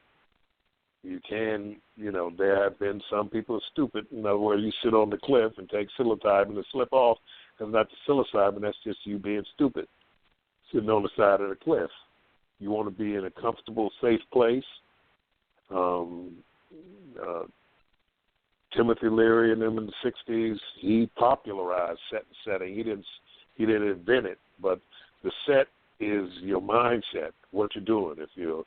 If your mother just passed, it's not a good time to do entheogens that night. And the setting is the setting that you're in, where you're at. Are you comfortable? Are you in a safe environment? You don't want to be in there with no bunch of candles around you and stuff like that. You knock the candle and set the house on fire. You don't want to be in there with no bunch of knives. You want your telephone. You may think you're a knife juggler or something and want to start juggling a knife and stick yourself in the hand. Then you got to go to the hospital. But the thing is that you want your cell phone off, your computer off, all the lights out, laying in your bed in a safe environment. That's what you're going to do when your sitter's out there, just to, if you, get to thinking, I got to get out of here, and you want to run down the street naked and tell people you got, your sitter's there just to tell you, no, you can't do that. You got to take your butt back in the bedroom and lay down. That's what a good sitter is. And then, the same way, like I said, brothers, sisters. So, sometimes sister can get confused and the brother there, and she can, maybe she liked the way he looked or something like that, and then she, will say, hey, well, he grabbed my booty or something like that. And so to stop all that kind of stuff, we just do brothers, sisters. And I hope that answers the question about the sitter. And I just wanted to thank you. Am I still on? Thank you for calling in. Yes, thank you so much. Very informative. Thank you. Yeah, anytime I can talk to our people is an honor for me. So thank you. Okay. You're welcome. Okay, have a good night, gentlemen. You too. All right, peace. Thank you for calling in, Cheryl. Next caller, if anybody wants to get on the line, you got a question, all you got to do is press 1. Caller from the 301-908. 301-908. Your microphone is wide open. Can I get to the name and where you're calling from, please? Good evening. This is Stacy from Maryland. How are you, sister? I'm doing well. Thank you so very much for the information you're sharing. My question is that I would be a beginner. This is kind of a new dialogue for me. But if I was interested in contributing, and making the $1,000 donation as a beginner who's had no experience with entheogens before, would there be like a recommended protocol that I would need to engage in prior to being able to engage the planetary crystal? Yes, we get you up to speed and get you on the other side of the 5, 7, and 9 doses, and get you into the understanding of the growing process and the whole 9 yards to get you into within a timely manner to be able to make your sojourn with the planetary stone. Yes. And if I'm not local, if I'm in another state, logistically, would I need to, come out there where you all are? No, we'll get you going wherever you're at. And then when we have things, you can come. And okay. if I'm that way, or, I can, if I'm that way doing something, then we can get a chance to try to give you as much information when I'm there. Because like I said, I do lectures. It's just not the regular rank and file lectures that go on throughout the year with the different people. Reverend Valentine, Umar Johnson, and all of the rest of the people, who are out on the circuit, Queen Afua and people like that. Right. Okay, well, thank you very much. I appreciate that. Thank you very much, sister. Peace. Peace. Peace. Thank you, Stacy, for calling in. Bob, I just want to just ask a little further on that question that she said. I know that, like she said, a beginner will be able to be caught up to speed, but let's say when it was time for someone to do their sojourn with the planetary stone, would the planetary stone be brought to them, or they would go to the location where the planetary stone is at? Okay, what I'm gonna do? Put it in my big bowling ball bag and get on the plane with it? No, they had to come to the planetary stone to get their sessions in. Because it's 140 pounds and it's a big glass crystal ball. Should I send it down the baggage claim? No way. With the fools down there, they drop it out the back of the plane, and it's too big to take on the plane, of course I could drive it down there, but I hope they're going to be driving a 140-pound glass ball around the country for folks to have their own personal session. Nope, you got to come in. You got to make the sacrifice. You get on the plane, or you drive on up or down, which according to where you're at, to it. And that's all the information. But we're not gonna just put out on the line, where it's at, where it's being held at, and all that kind of stuff. Nope, but you got to come near it. Gotcha. And you can make up some sessions. You can do it in, March, and if you want to do it again in September or something like that, you break it up. But this ain't a race; it's a marathon. And people, when I say we'll get you up to speed to the sister, that didn't mean up to speed like, okay, in the next 5-6 weeks you'll be able to come down and do it. No, it ain't like that. We're talking over the time period. It's going to take a while for you to get your sessions in, learn how to grow some, and all that different type of thing before you can get into it. So it's not a quick fix where we try to. Just saying, yeah, well, we get you. You donated $1,000, sister. Yeah, we get you in here quick. No, it ain't gonna work like that. You have to do the work, like everybody else who's coming before it. We got folks who still got the crystal. They did the 15 to even open the crystal up. They still down at the 6 and 7 level. They had the crystal for a year and a half. And I'm saying, well, to start, you got to be the start is 15 grams. Roger that. Okay, well, this other questions, folks. Yeah. The transdimensional crystal, because I sent a sister a picture of mine, and she said, "Oh, this is my transdimensional crystal," and I said, "Well, did you get it from Kilindi?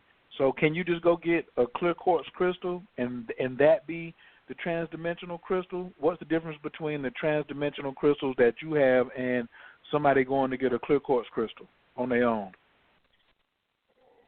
I mean, you get what's the difference? We both get two hard drives, and I got a hard drive and you got a hard drive. Your hard drive look just like my hard drive. You plug it up, it got the blue light just like my hard drive, but I have all I got Windows or Linux on there. I got the Lord of the Rings game. I got movies. I got all these different type of things in my hard drive because I know how to download the information into the hard drive. And you got a hard drive, look just like mine, but ain't no information in it because you don't know how to plug it up. You don't know how to deal with the software that comes from the computer into the hard drive and things like that. Matter of fact, you don't even know how to plug your hard drive up. You just got a hard drive. So the same thing with a crystal. You got a crystal, but it doesn't have any information in it. And even if you could put information in it, it doesn't have the information in it that we are doing. It's the software that you put in the crystal that makes it valuable. If she loses her hard drive, it don't mean nothing because ain't nothing in there. But the loss of the hard drive or the loss of the computer ain't the computer because you can go buy another one. It's all of the software and all of the information, all the pictures and all that stuff that makes it valuable. So we can have two of the same exact looking crystals, and they can be quartz crystals, but one ain't worth nothing because it ain't got no software in it, it ain't got no computer programs, and it ain't got no movies, it ain't got no radio programs, it ain't got no books, in it. And then you got mine that has books and radio programs and Netflix and all that kind of stuff in it because the information's been downloaded into it. So that's the difference. They look the same, but they ain't the same because it's the software that goes into the crystal that makes it valuable. So you can go buy a crystal, sure, but that crystal ain't got nothing in it. It's just like it's just like a formatted hard drive,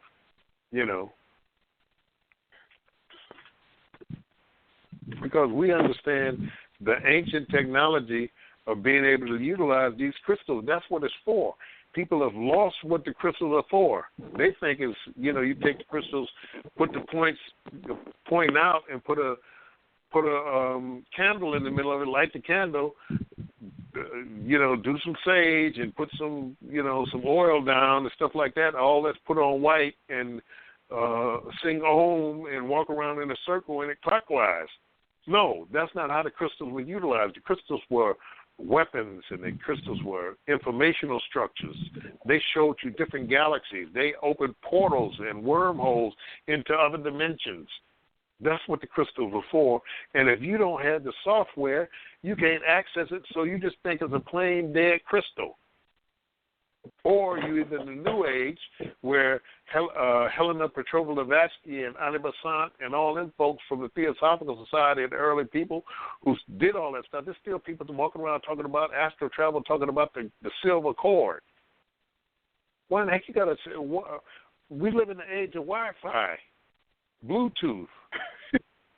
There ain't no cord connected to the Bluetooth. There ain't no cord connected to the wire. They did that because they were in the beginning of the telephone and they thought that the body had to have a cord connected to it. That's why you can tell that these people don't see, and they just made up a cord in their mind because your astral body goes out, and if you get out there and your cord breaks, then you just lost and dead out there in the multiverse.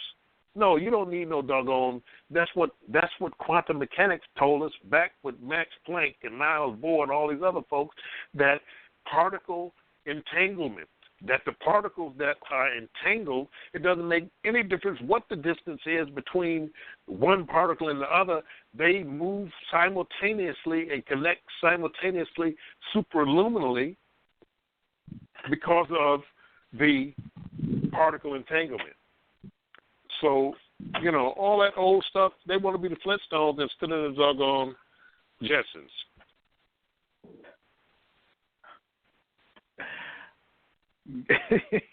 Gotcha.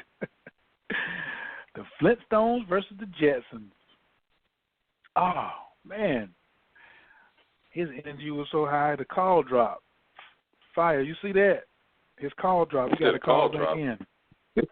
His did. Oh, we lost him? Yeah. He ain't lost now. He ain't never lost.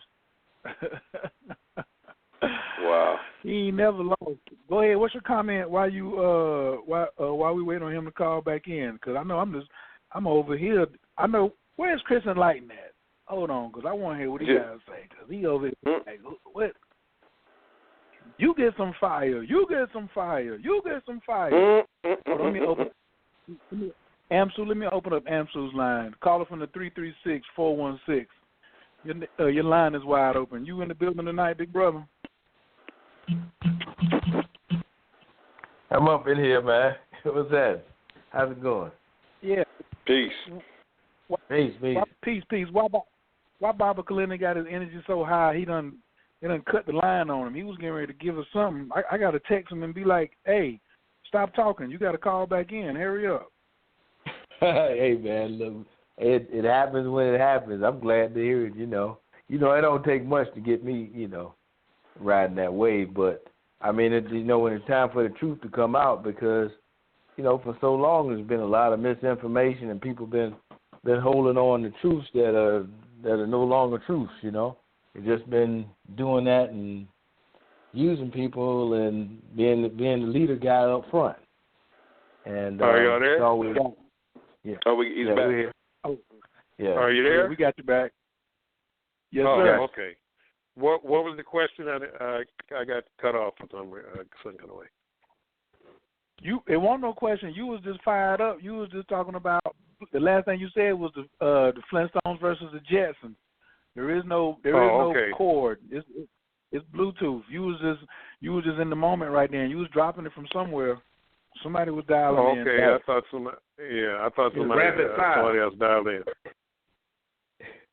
You had that rapid fire going. Yeah.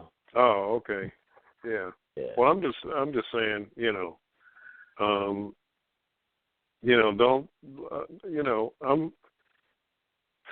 I just had a chance to, over several decades, get in and get access to some information. I'm regular. I ain't like them other folks. I'm regular. I put my pants on one leg at a time. I still go to the bathroom. I don't float in. I have the clothes and stuff like that. I got the garb. I got a full black mane lion skin that I wear on clothes that are unbelievable. jewelry, all that kind of stuff. But 99% of the time, I just wear regular stuff. Of course, I love my African clothes, my dashikis and agbadas and all that kind of stuff that I wear on occasions and things. But, I don't carry no big on and all that kind of stuff every day, and I'm not saying anything against the people who do that. I'm just saying that I'm regular. You can talk to me like anybody else, regular talk and things like that. I'm not inaccessible. I'm approachable. I ain't going to talk no nonsense with you, and I ain't going to placate you. I had the pleasure to be raised with men who would talk to you that way. So if I seem gruff and, if I'm not talking, but love and if we all are love and the world is love and bubbles and fairies out there and all that kind of stuff. No, I don't talk like that. I talk regular. I don't use cuss words that much, but I will say, get the hell out of my face or shut that shit up and stuff like that. So I'm not into all that other kind of stuff. I'm trying to do this for real. I want to do it the way the first man, woman who encountered it did it. I'm not into no whole bunch of ritual. Ritual happened when we forgot what we was doing.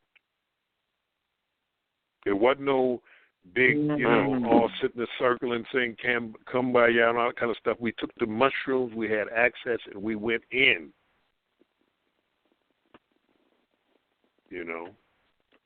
That's all I'm saying. So, we can, I don't know how this is going. One more time, Kilindi@hotmail.com.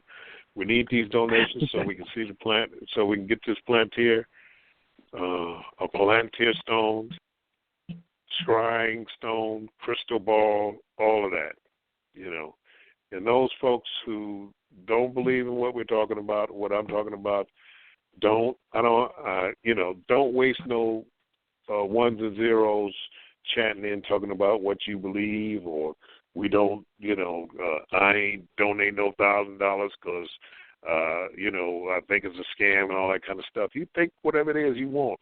Just don't chime in. Don't send no donation.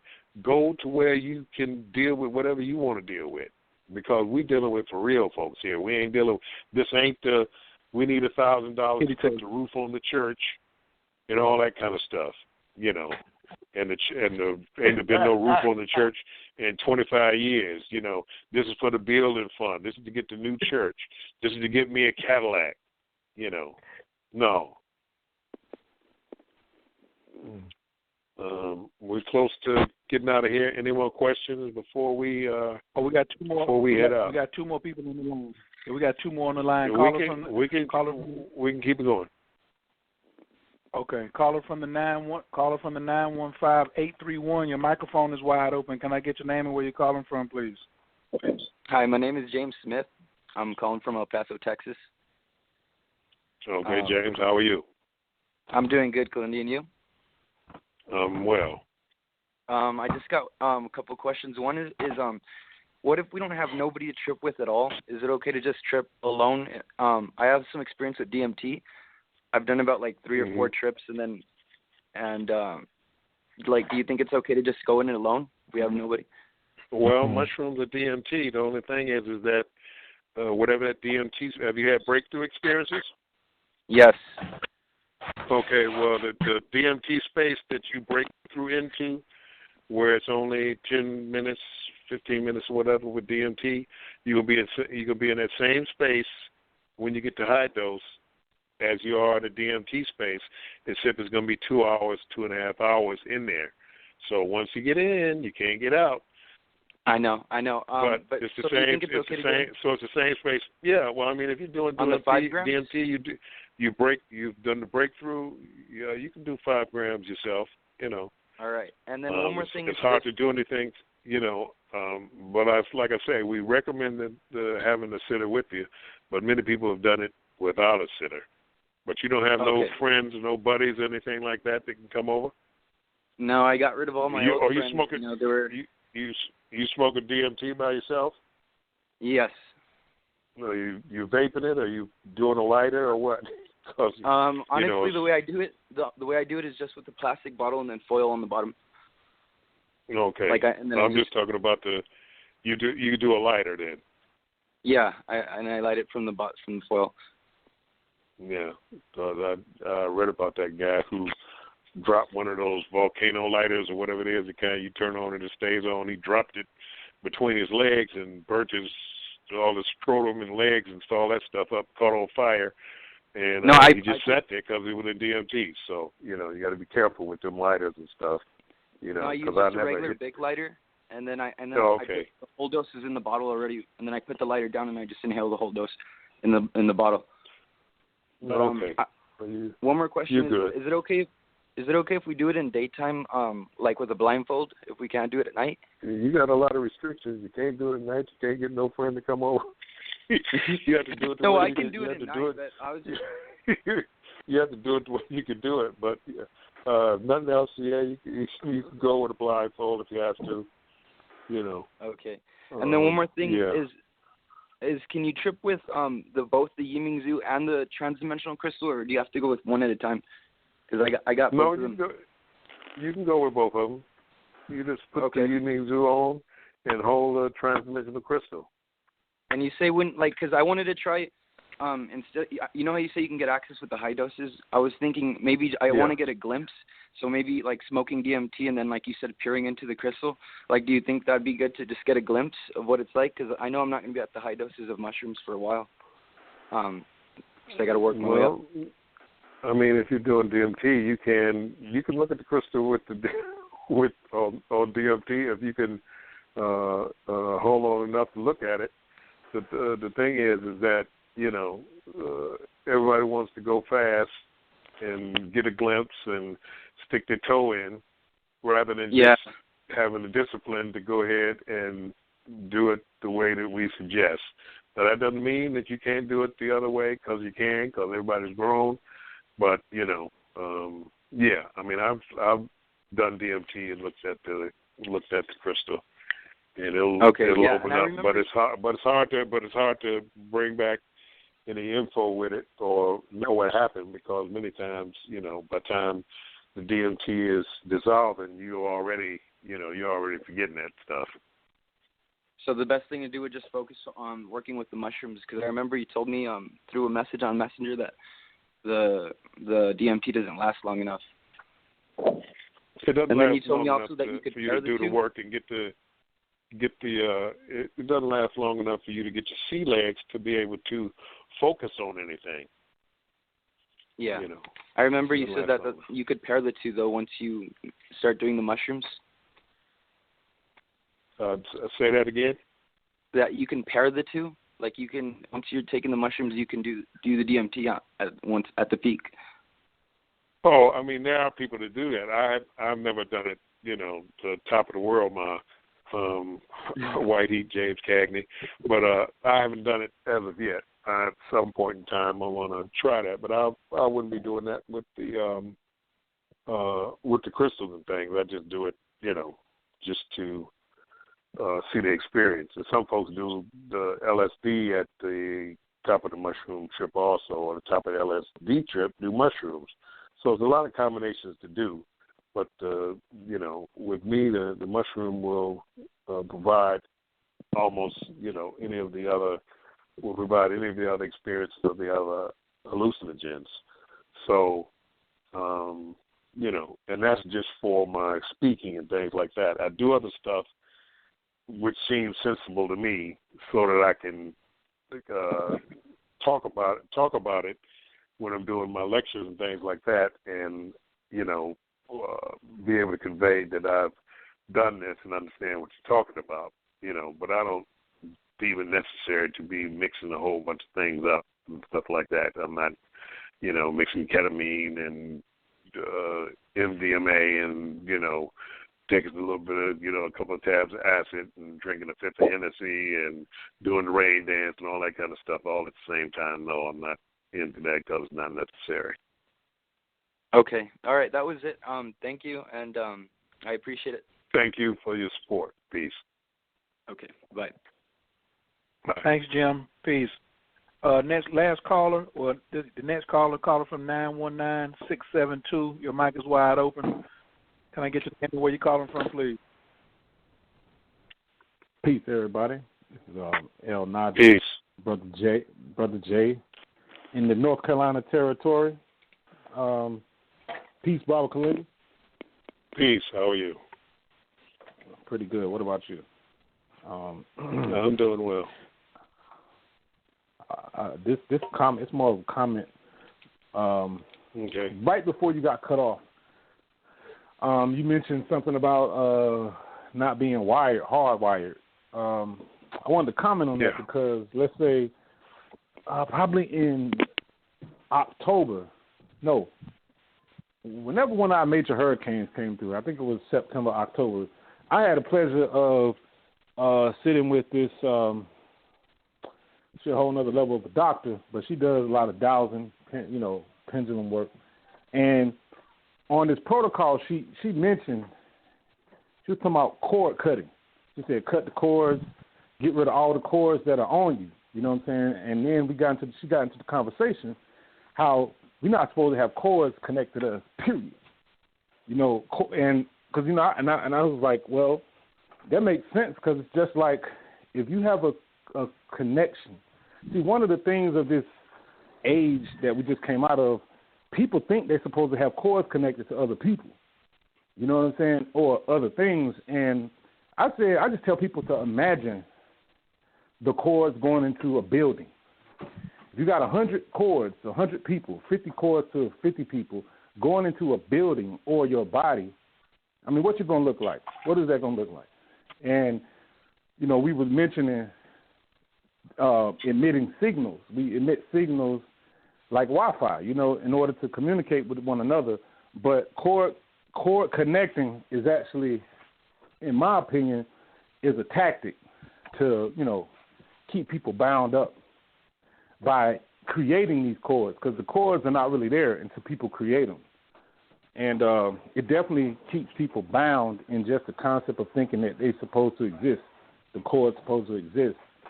And they only gave I know some places gave the cord that whole analogy just for training wheels. Because I know when I go out anywhere, there ain't no cord connected to anything. I never experienced a cord, but it's to me, it's like a training wheel, but we so past that, and, we have to realize everything is everywhere at all times in a sense. When you really tap in, you don't have to connect to anything hardwired, But could you speak to that in terms of it being a tactic? I felt like it was a tactic to have people thinking that way to keep them bound. Well, it's metaphorically alluding to the umbilical cord that is attached between the baby and the mother, and that you have connections to other things attached by the cord, and also the metaphor of the early telephone. It's just like I said, you have children now born who have never made a call on a phone that has a wire because they utilize cell phones. So it's the elusive illusion of having to be connected by something that is physical in the sense of the physicality of the two things that are connected. So, it's just old way of thought because of the old way of viewing the world and projecting it out into other places. Like I said, when they start talking about astral body, which is, dealing with C.W. Leadbeater and his book, The Chakras and things like that, you have these accords, these cords attached to your body and the cord attached to the chakra and things like that. So those old theosophical books and Rosicrucian books and all that kind of stuff, gave that type of information. And when I went out, when I was practicing lucid dreaming and reading the books of back in the early 70s of Robert Monroe, Journeys Out of Body and things like that, working with astral projection and audiovisual entrainment and the hemisync tapes of Robert Monroe's Institute, the Monroe Institute and things like that, and Journeys Out of Body, it was never no cord, because the cord was a relic of, you know, the old black telephones in the house and the cord being connected to the phone. Mm-hmm.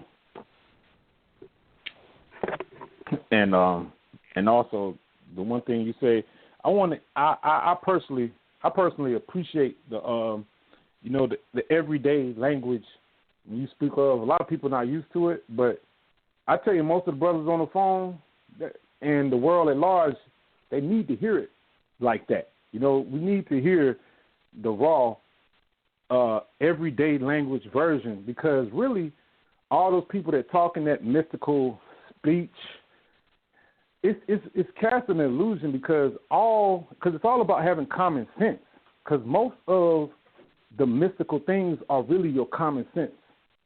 And because, you know, that's why comics are so funny. I mean, that's why you actually you make a lot of us laugh when you're speaking, because it hits the common sense. You know, all the mystical things you talk about, it's like, wow.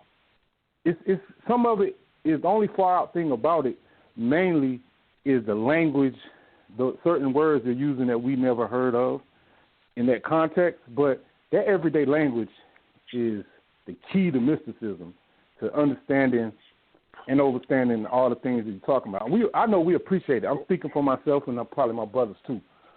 You know what I'm saying? We definitely appreciate that type of backing that you're giving us there. Well, I'm coming to the people, and I'm speaking in the language of the people. I speak in modern day mythology. You know, if I'm trying to get a point across on something that can strengthen what I'm talking about by what people know, that's why I'm talking about Thanos and Thor, and I talk about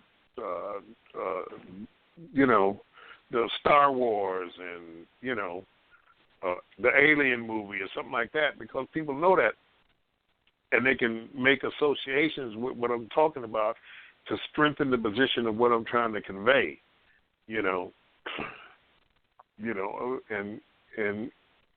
And this helps, because it helps to convey the information, and it's the most important thing. If I come in here and just start talking all this scientific gobbledygook and historical things that people don't know, it's not going to get my point across. That's and that's what scientists use to be obscure. So I try to break it down to where the average person can understand it, so that we can get some work done instead of, folks trying to see what well, what the heck did he say? The Jim Jam and the slip foot and all that kind of stuff. If you're not getting what I'm trying to say, if you're not getting it, then I'm wasting my time, and worse than that, I'm wasting your time. Yeah, it's very true. Yeah. It's anybody else out there? Any other questions? Mm-hmm. All right, thank you. Have a good night. Appreciate it. Thank you. Have a good evening. Anybody else out there? Is that it, or? That's the last one we got from the line, and I'm going to, if you finish for them tonight, I'm going to just let you make the closing announcements. Well, I'm going to try to make the closing announcements and help out. Okay. If you're interested in the transdimensional crystals, email Kilindi@hotmail. If you are interested in donating in any shape or form up to or more than $1,000 for the Palantir Crystal, email Kilindi@hotmail. And if you need information on a Yiming Jing crystal, email Kilindi@hotmail.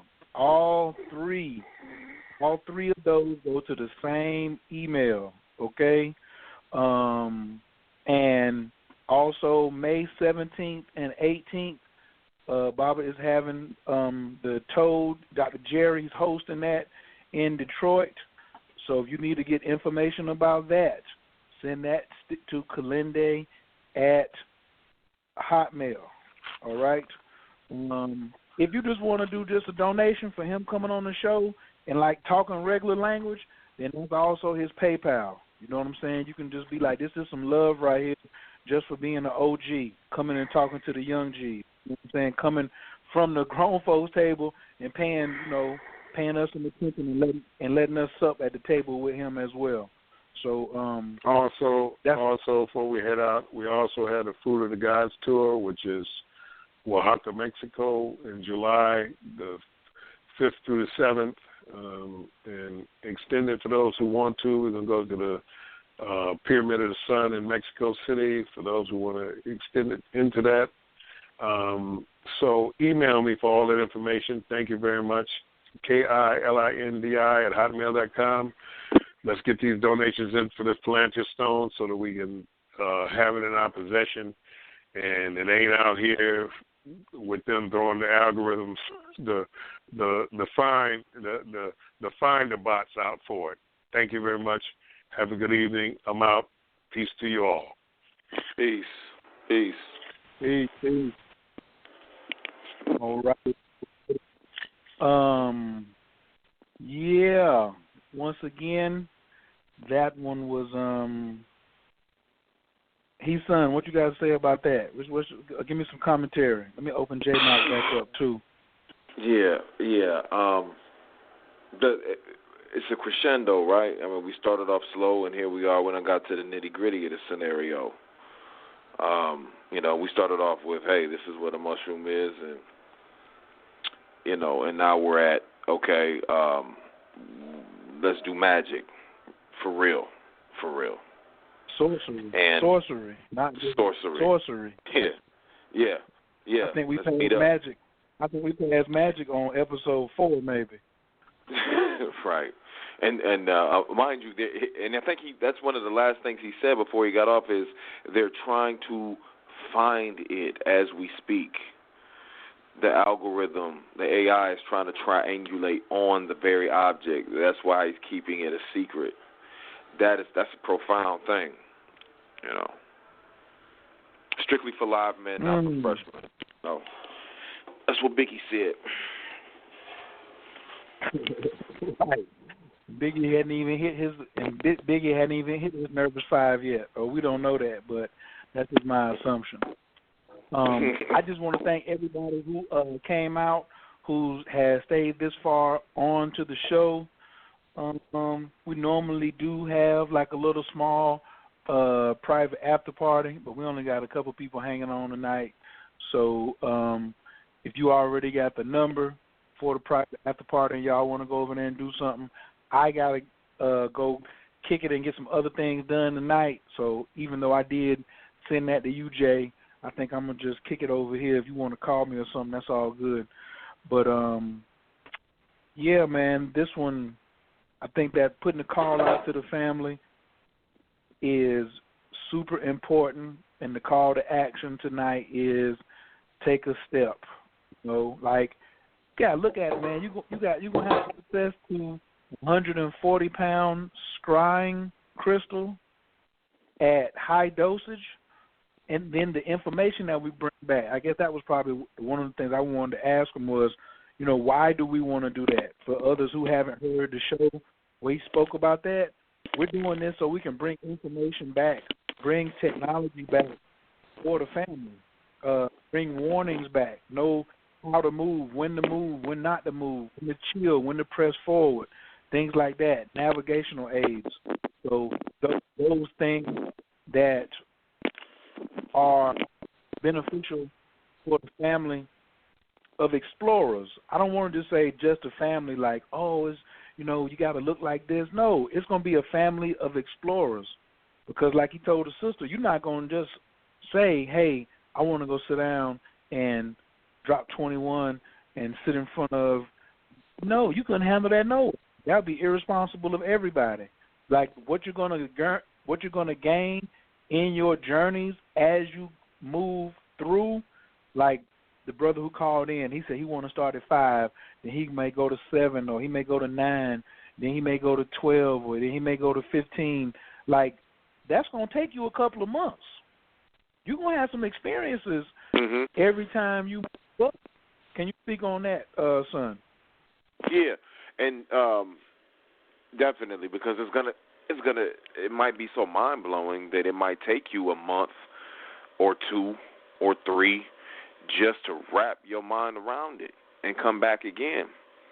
Also, the grow part was the large part of why he said it would take you a long time. Not a long time, but, you know, it would take you some time to be able to utilize this technology, because if you're not growing your own, then you won't be able to go in at a moment's notice when the call is put out on the crystal, because he said the Palantir will be able to communicate with all the other Yi Ming Ju and Transdimensional stones and say, boom, everybody pop down on 20 right now, or pop down on 20 this weekend. We got to go in. We got work to do. If you don't have your own crop on deck, if you got to run around and call a bunch of people, try to get some sent in, that's not going to work. So you got to become a cultivator, and that takes time, because, you know, you're not going to get it right the first time or the second time. You know, definitely. So come on, you might not get it right. Don't tell people that they're not going to get it right. You know what I'm saying? Because I'm out here on my first time. This is true. Right. There is a chance that it might not all go right. You know what I'm saying? So right. If you follow instructions, though, you know, like he also has a grow class on video. So if you would like to learn how to grow, like right now, and you're like, yo, that's all I can do right now is just learn how to grow myself, then, like, to me, that's like the bare minimum, yo. Learn how to grow yourself. And I think that video plus my own personal sojourns definitely has opened up like a broader spectrum of the things I got going on in my life. Because you tying into the grid, man. Like he said, if you see them, they see you. You know, just talking about it ain't limited to just ancestors. You know what I'm saying? Like, we've been thinking like, oh, at my altar is just my ancestor and the gods that are there. But nah, it's several beings that got their eye on you once you tap in. You know? So yeah. I see you was making some noise. You want to comment on that? Once you see them, they see you? It's like going out on safari. Lions, tigers, and bears, oh my. But, you know, if for anybody that's been paying attention, he's basically describing the plot to the Matrix as if it's the actual thing that's happening here. When he says they see you and you see them, he talking about Agent Smith. You know, when they say they trying to triangulate on the stone, just the same way they were trying to find Zion in the movie and they were digging, he said that's what they're doing right now. Basically, he said you in the Matrix, and it's pretty much the same thing. And he ain't gonna say it, but I'm gonna say it. He's like Morpheus. You know, are you Neo is the question. Are you Neo? You know, I had to do a self-analysis and a gut check when he said, you know, it takes 15 to get in, and you done had a crystal for the whole year. I thought he was talking to me directly. I said, let me get myself together. Let me get myself together. You feel me? Right. So, right. Yeah. Strictly for live ones. Like that one back there just keeps on up. You know, like, yeah, you had an experience, but guess what? You need to get past that and keep it moving. and let the gates keep opening. You know what I mean? So Yeah. I'm certainly looking forward to getting back into the game myself. Certainly Absolutely. looking forward to getting back in. What I got to do next weekend? On a full moon too? The next week is the 19th.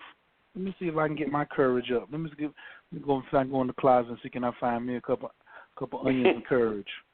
Yeah, man. Pat yourself down. It's there somewhere in one of them pockets. I know it's some courage. Front pocket, back pocket. It's there. I know it's there. Or it's in the freezer. You know what I'm saying? I might have it in the freezer. Come back with the breaking news. I wanted to ask him before he had got off if any of the other entheogens would allow you access. You there? Oh, yeah. Like if it like cactus, right. would cactus allow you access to your stone or Yimingju or LSD or Aya, or is it strictly the Cubenzis or well, he said the other mushrooms, but because he never really speaks about that because I know mushrooms is his his go-to.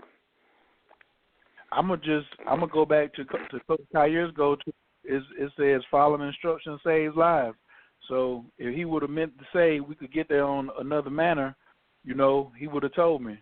But I'm gonna just this series has been called Magic Mushroom. This Magic Mushroom episode 11. So somebody else gonna have to do a series on the cactus with a cactus expert.